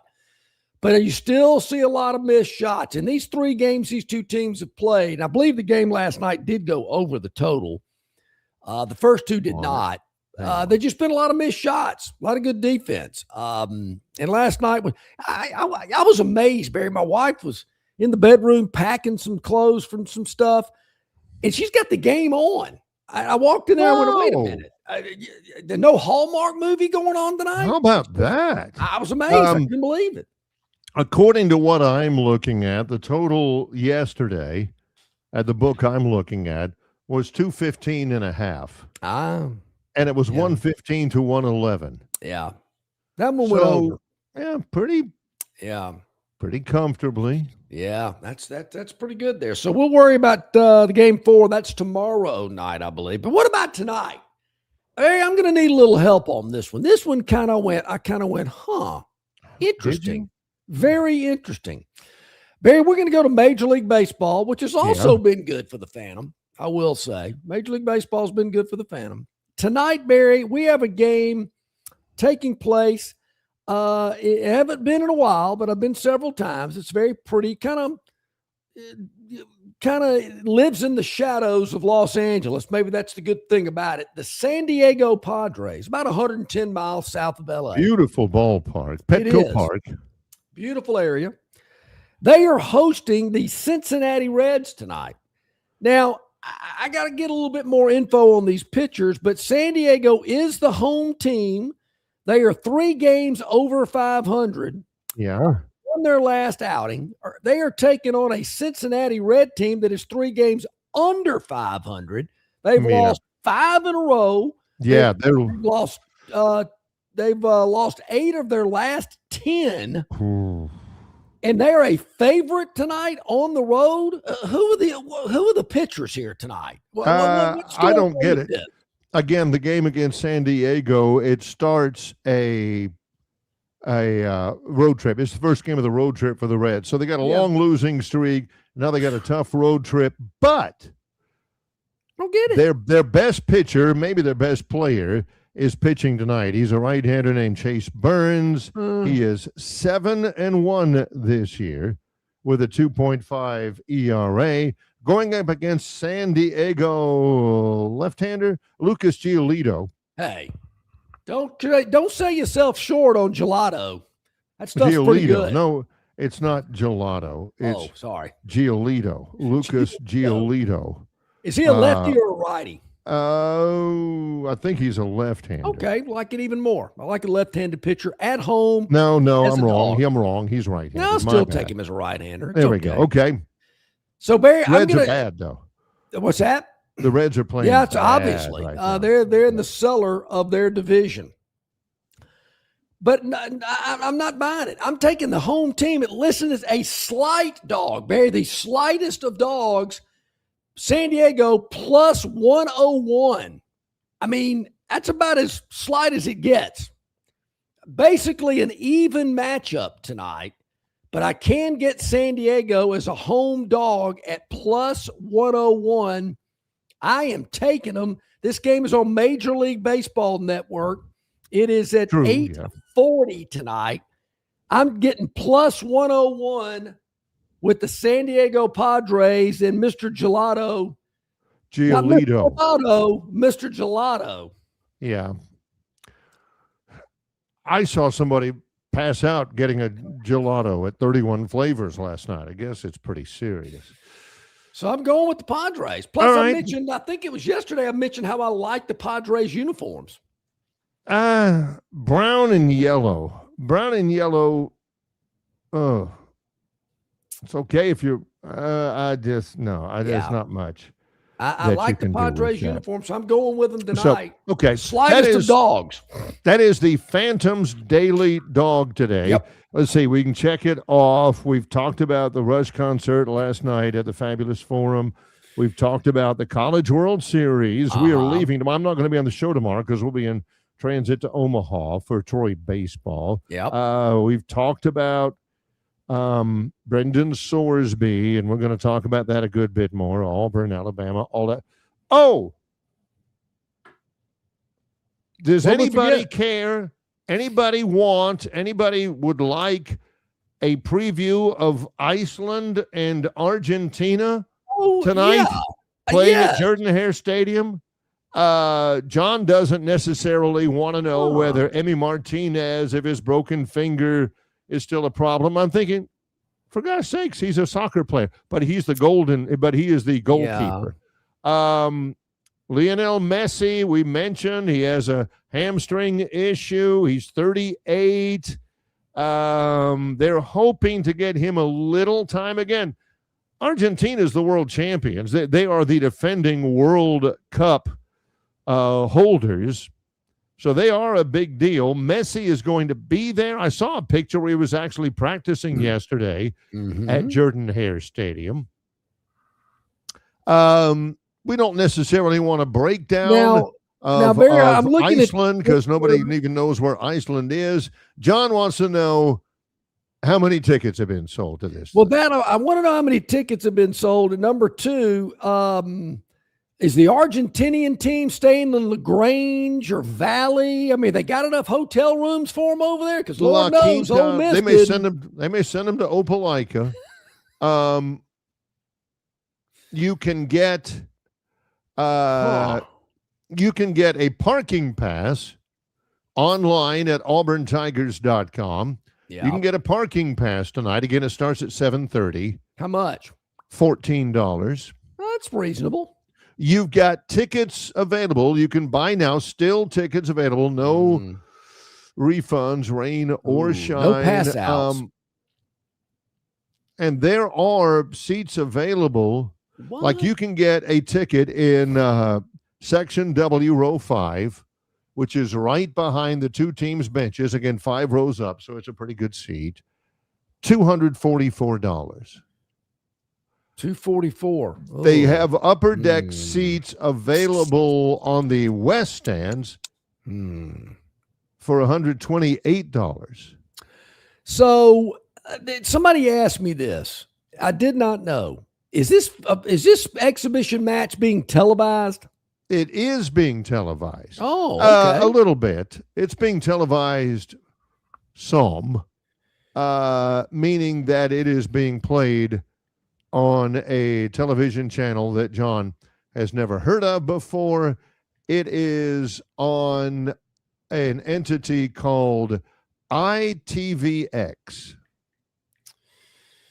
No, I can't say that I have heard of it as well. It's going to be shown live on ITVX. No clue.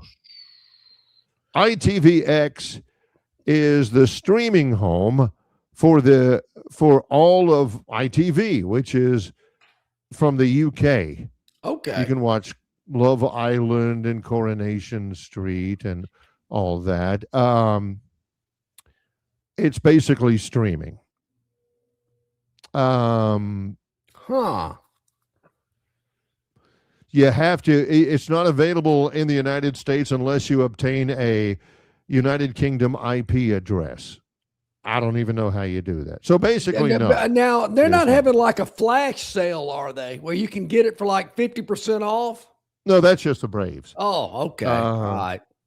They might have I'm surprised. I wonder how the ticket brokers, the scalpers and all that. I wonder how they're faring for this one, because you got to admit this is a bit of a gamble. It's the last match for Argentina. Nobody cares of two toots about Iceland. By the way, Iceland. Yeah, I saw they're not getting as much money as Argentina is to play in this event. Yeah, I mean it's Iceland, for gosh sakes. But it's their final one, their final friendly, their final exhibition before the World Cup gets underway, which is coming up this upcoming week. Yeah, when I want to say Argentina will face, who have they got? Somebody I've never heard of. Bosnia? It's not like Capo Verde or whatever like that. I think so. Hey, Barry, I think our man Brian Matthews is going to join us via phone. He's got a lot going. Getting ready for the soccer game, I guess. So Brian's going to try to hook up with us. I don't know if he can use that same link to hook up to us. I guess he can, but he's going to try to hop on for a couple of minutes to talk about the big event over in Auburn tonight, along with some big recruiting news, Barry. A lot of enthusiasm and excitement about some recruiting news coming out of Auburn as well. We're going to try to touch base with Brian on today when he joins us. So, that'll be good. So, all right. Well, let's get our final break out of the way so we can go, because we're going to be pinched. We can get Brian real quick, and then the Gurn Jr. Victoryland 777 topic wheel, hopefully. It's Longshore and McKnight in association with Yellowhammer News, presented by Bud Light. The Destin Connection Seafood Market at 3750 Norman Bridge Road in Montgomery has the freshest seafood direct from the Gulf of America. I'm talking red snapper and grouper, all sizes of Gulf shrimp, jumbo lump crab meat and crab claws, Louisiana Bay oysters, and New Bedford scallops. They are a full-service seafood market and kitchen serving po' boys, dinners, and sandwiches. Many well-known restaurants in the river region purchase their seafood from the Destin Connection because they know it's the absolute best. Call ahead and your order will be ready for pickup. The Destin Connection Seafood Market, 3750 Norman Bridge Road. Call 288-4272. That's 288-4272. Why Hands? At Hands Heating and Air, you get this area's highest ranked service provider with 24-hour repair service, no overtime charges, and their same-day service guarantee. Plus, instead of other companies' 30-day repair warranty, Hands gives you a 3-year repair warranty. Hands Heating and Air is here for you 24/7, 365. And service is not just something they do, it's their way of operating, for you in mind. All of Hands employees are trained to adhere to this standard. They work hard to ensure that this standard is maintained, and they are constantly looking for new ways to better serve you. Call Hands Heating and Air today at 508-5382. That's 508-5382, or find them on the web at 834hands.com. Don't miss your chance to win big at Victoryland Casino. Play the latest, hottest, most exciting games around with fun bonuses and big jackpots. Don't miss out on your free play. Stop by Player Rewards today and check out this month's exciting free play promotions. Come see why our players keep coming back. You'll have more fun at Victoryland Casino, where you can be a winner too. Victoryland Casino, located off I-85 exit 22, Shorter, Alabama. Must be 21 or older. Okay, welcome back in, everybody. Glad you are with us here today. About 15 minutes to the top of the hour. I was checking here. All right, got that. Looks like Brian's going to have to join us next week, it looks like. Yeah, what's going on here today? We're running out of time a little bit here for him. We're just going to have to I do want to get a report from him. On Iceland and Argentina. Barry, I was thinking during the break, believe me, I'll be the first to tell you, I haven't really investigated, dug into it, send out a mass text or anything like that. So when I make this statement, But I just don't know anybody going to this thing tonight. And I know what people are thinking. We'll get out there and ask some people then.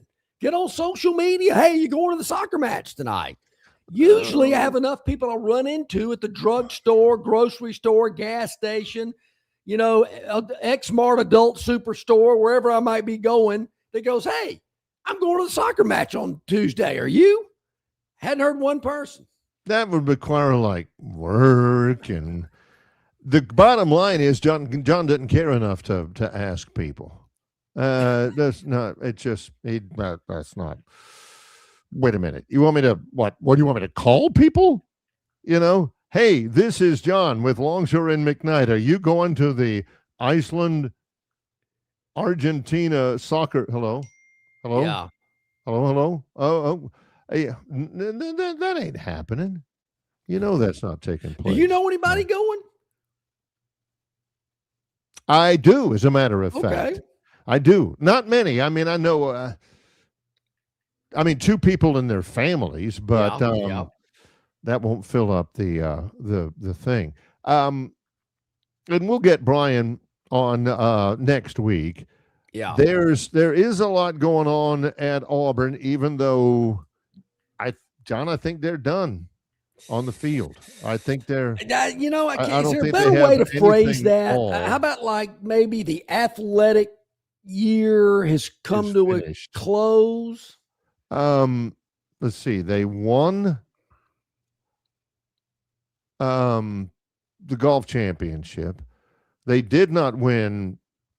Much of anything else. I guess track and field is over. So, yeah, it's all about recruiting, which doesn't have as much juice as it used to. Portal commitments. I don't know. Anything going on? Are they in trouble for anything? Not that Did I somebody know do of. something dumb, or somebody check Lee County?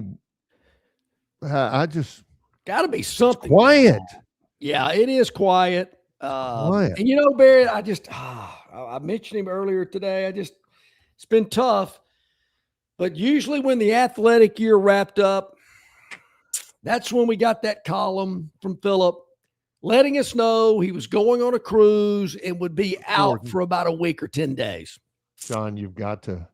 It'll take John a while. It will take John a while. The rhythms of the year, the rhythms of John's calendar were always dictated by Philip Marshall at auburnundercover.com. Ooh. Yeah. He's back. He's back, Barry. He's back. The cruise is over. Yeah. He's landed in Miami, and he and his wife made it back. Okay, here we go. What do we got here? And it was always like, I knew it was coming every year. I didn't like it. When I saw it, going on another cruise, at least a week to 10 days before I get a column out of Philip. It was tough. I learned to live with it, but I was thinking about there was that one time he actually wrote a column from the cruise. John almost hyperventilated. John's like, I thought he was, is he not? Is he back? No, he wrote this from the cruise and gave it to Gopher to put on the ship to shore with Captain Stubing. Awesome. What is this? Oh, I've read all this before. I love it when before the show gets started, me and John are in the green room. John says, geez, what have we got here from Philip? I've read this before. Geez, what is it? He's saying this over again. And he's not fooling me. He loves it. Yeah. Even that stuff. What it felt. Oh. And then the timeless times when he says, hey, have you read the latest Philip? And of course, my answer is no. And he says, oh, man, I think Harson's on his way out. And I'll read the column, and it'll be, at least for Philip, it'll be like, this reporter has always known that he was on thin ice. But I think the camel's back. Well, the beauty about that, he never mentioned he was on thin ice until he was out.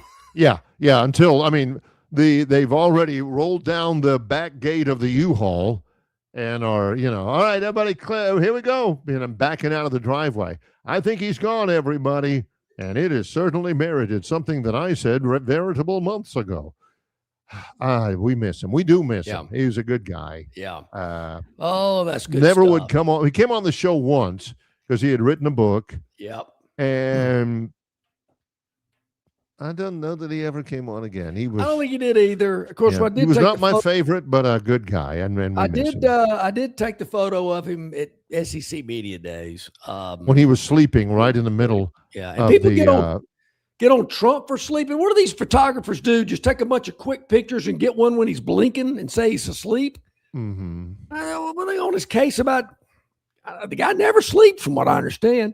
Had his granddaughter at the game with him last night, too, I understand. Oh, the one who spoke at the convention? I liked her. Yeah, she's a golfer. She plays a really mean round of golf. here we All right, go. I see the wheel warming up there in Gurn the green Jr., room. There it is, 6 topics. Victoryland. We don't know what these are. We're finding them out for the first time, as you are. Brought to you by Victoryland 777 Casino, exit 22, I-85, Shorter, Alabama, where you can be a winner, too. This is called Winning Bid. Oh, Winning okay. Bid. Somebody spent $1 million for 2 seats on the court side. The law firm Gibson, Dunn and Crutcher. It's benefited a local foundation, which is good. VIP, section VIP. It's impossible to know what they were usually cost because the team doesn't sell them. Instead, they give them to celebrity fans such as Tracy Morgan and Timothy Chalamet.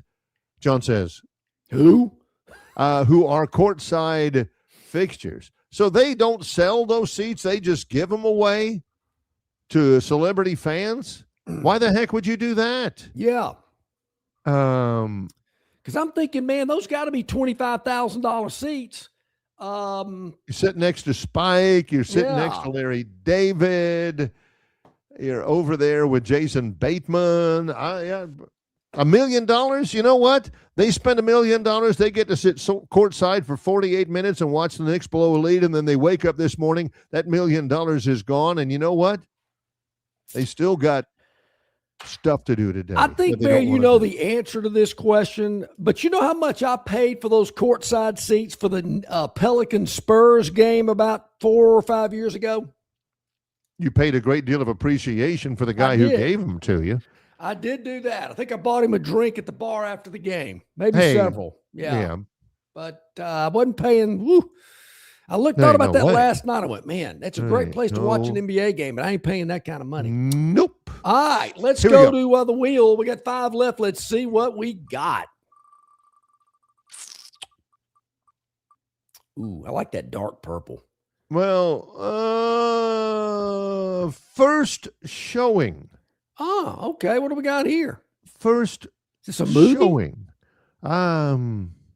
LPGA? Mira Andreeva. She's from Russia, and she's 19. She won the French Open. I'll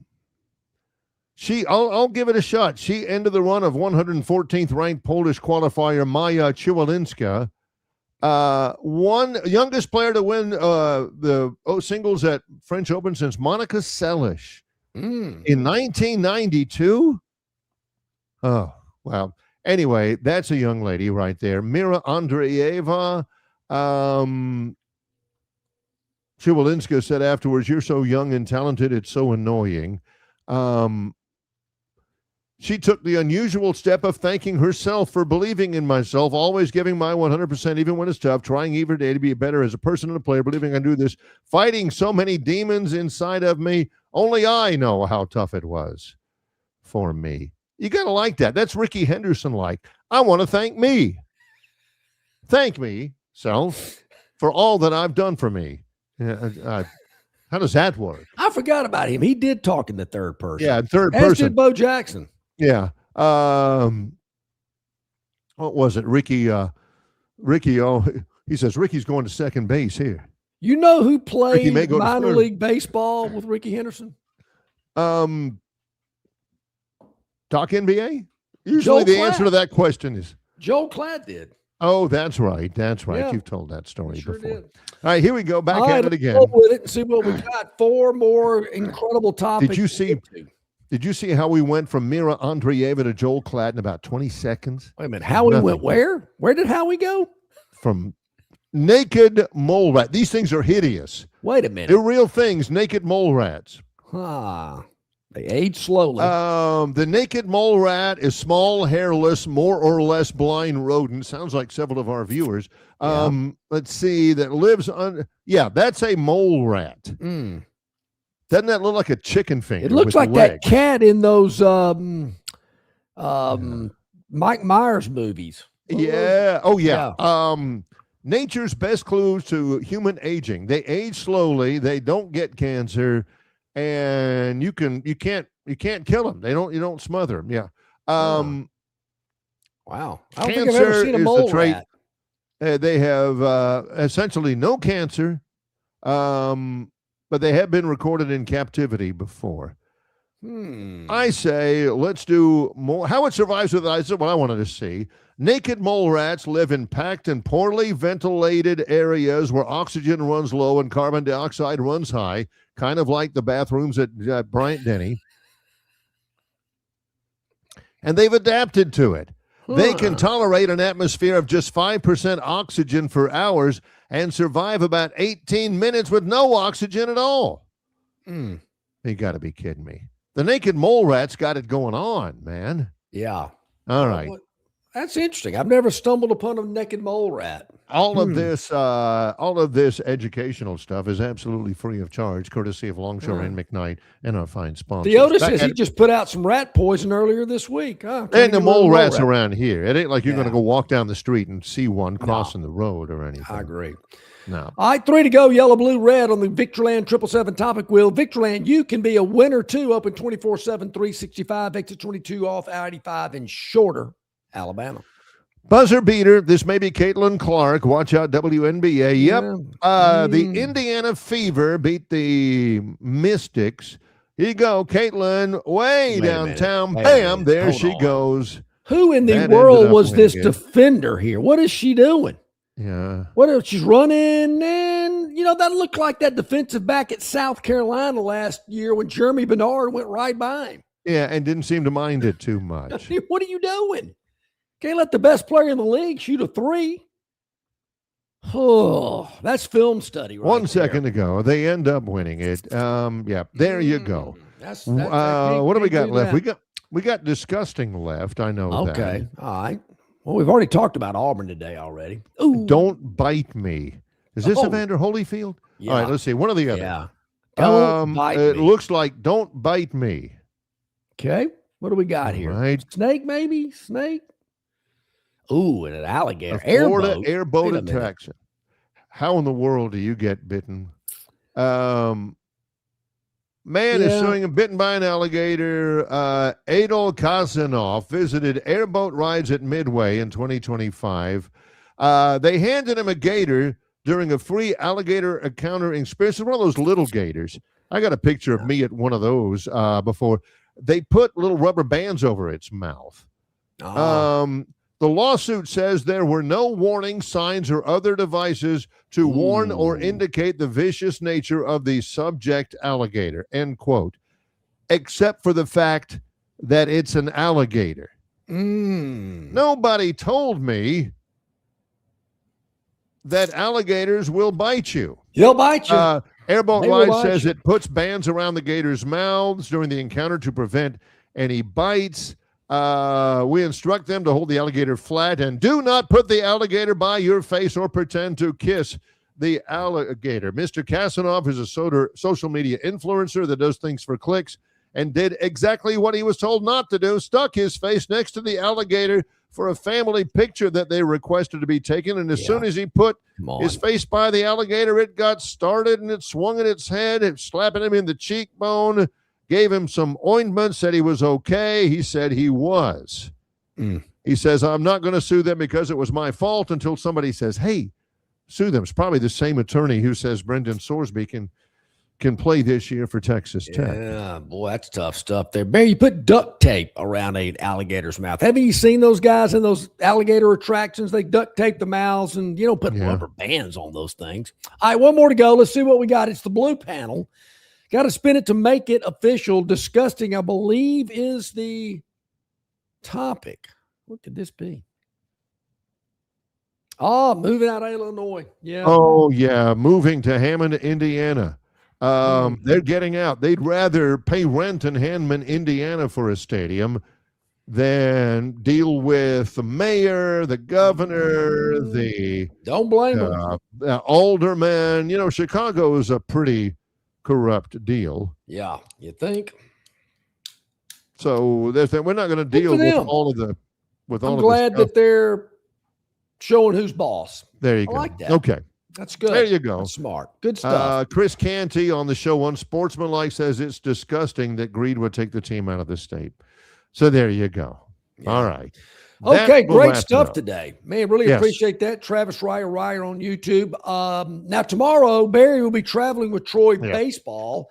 Gurn Sr. will be pinch hitting tomorrow. We'll have CJ Duncan from Yellowhammer News. Hey, Theotis, Josh Harris, the Moneyline Magician, tomorrow as well. And Brian Matthews is going to hop on tomorrow to give us a post-World Cup take on how it went at Jordan-Hare tonight. He'll do that tomorrow at the bottom of hour number 2. So we got a lot in store for you. Barry will be back on Thursday live from Omaha, correct? Yep, that's correct. And got a lot going on then, too. For our buddy Travis Ryer and Gurn Jr., he's John Longshore. I'm Barry McKnight. It's Longshore and McKnight in association with Yellowhammer News, presented by Bud Light.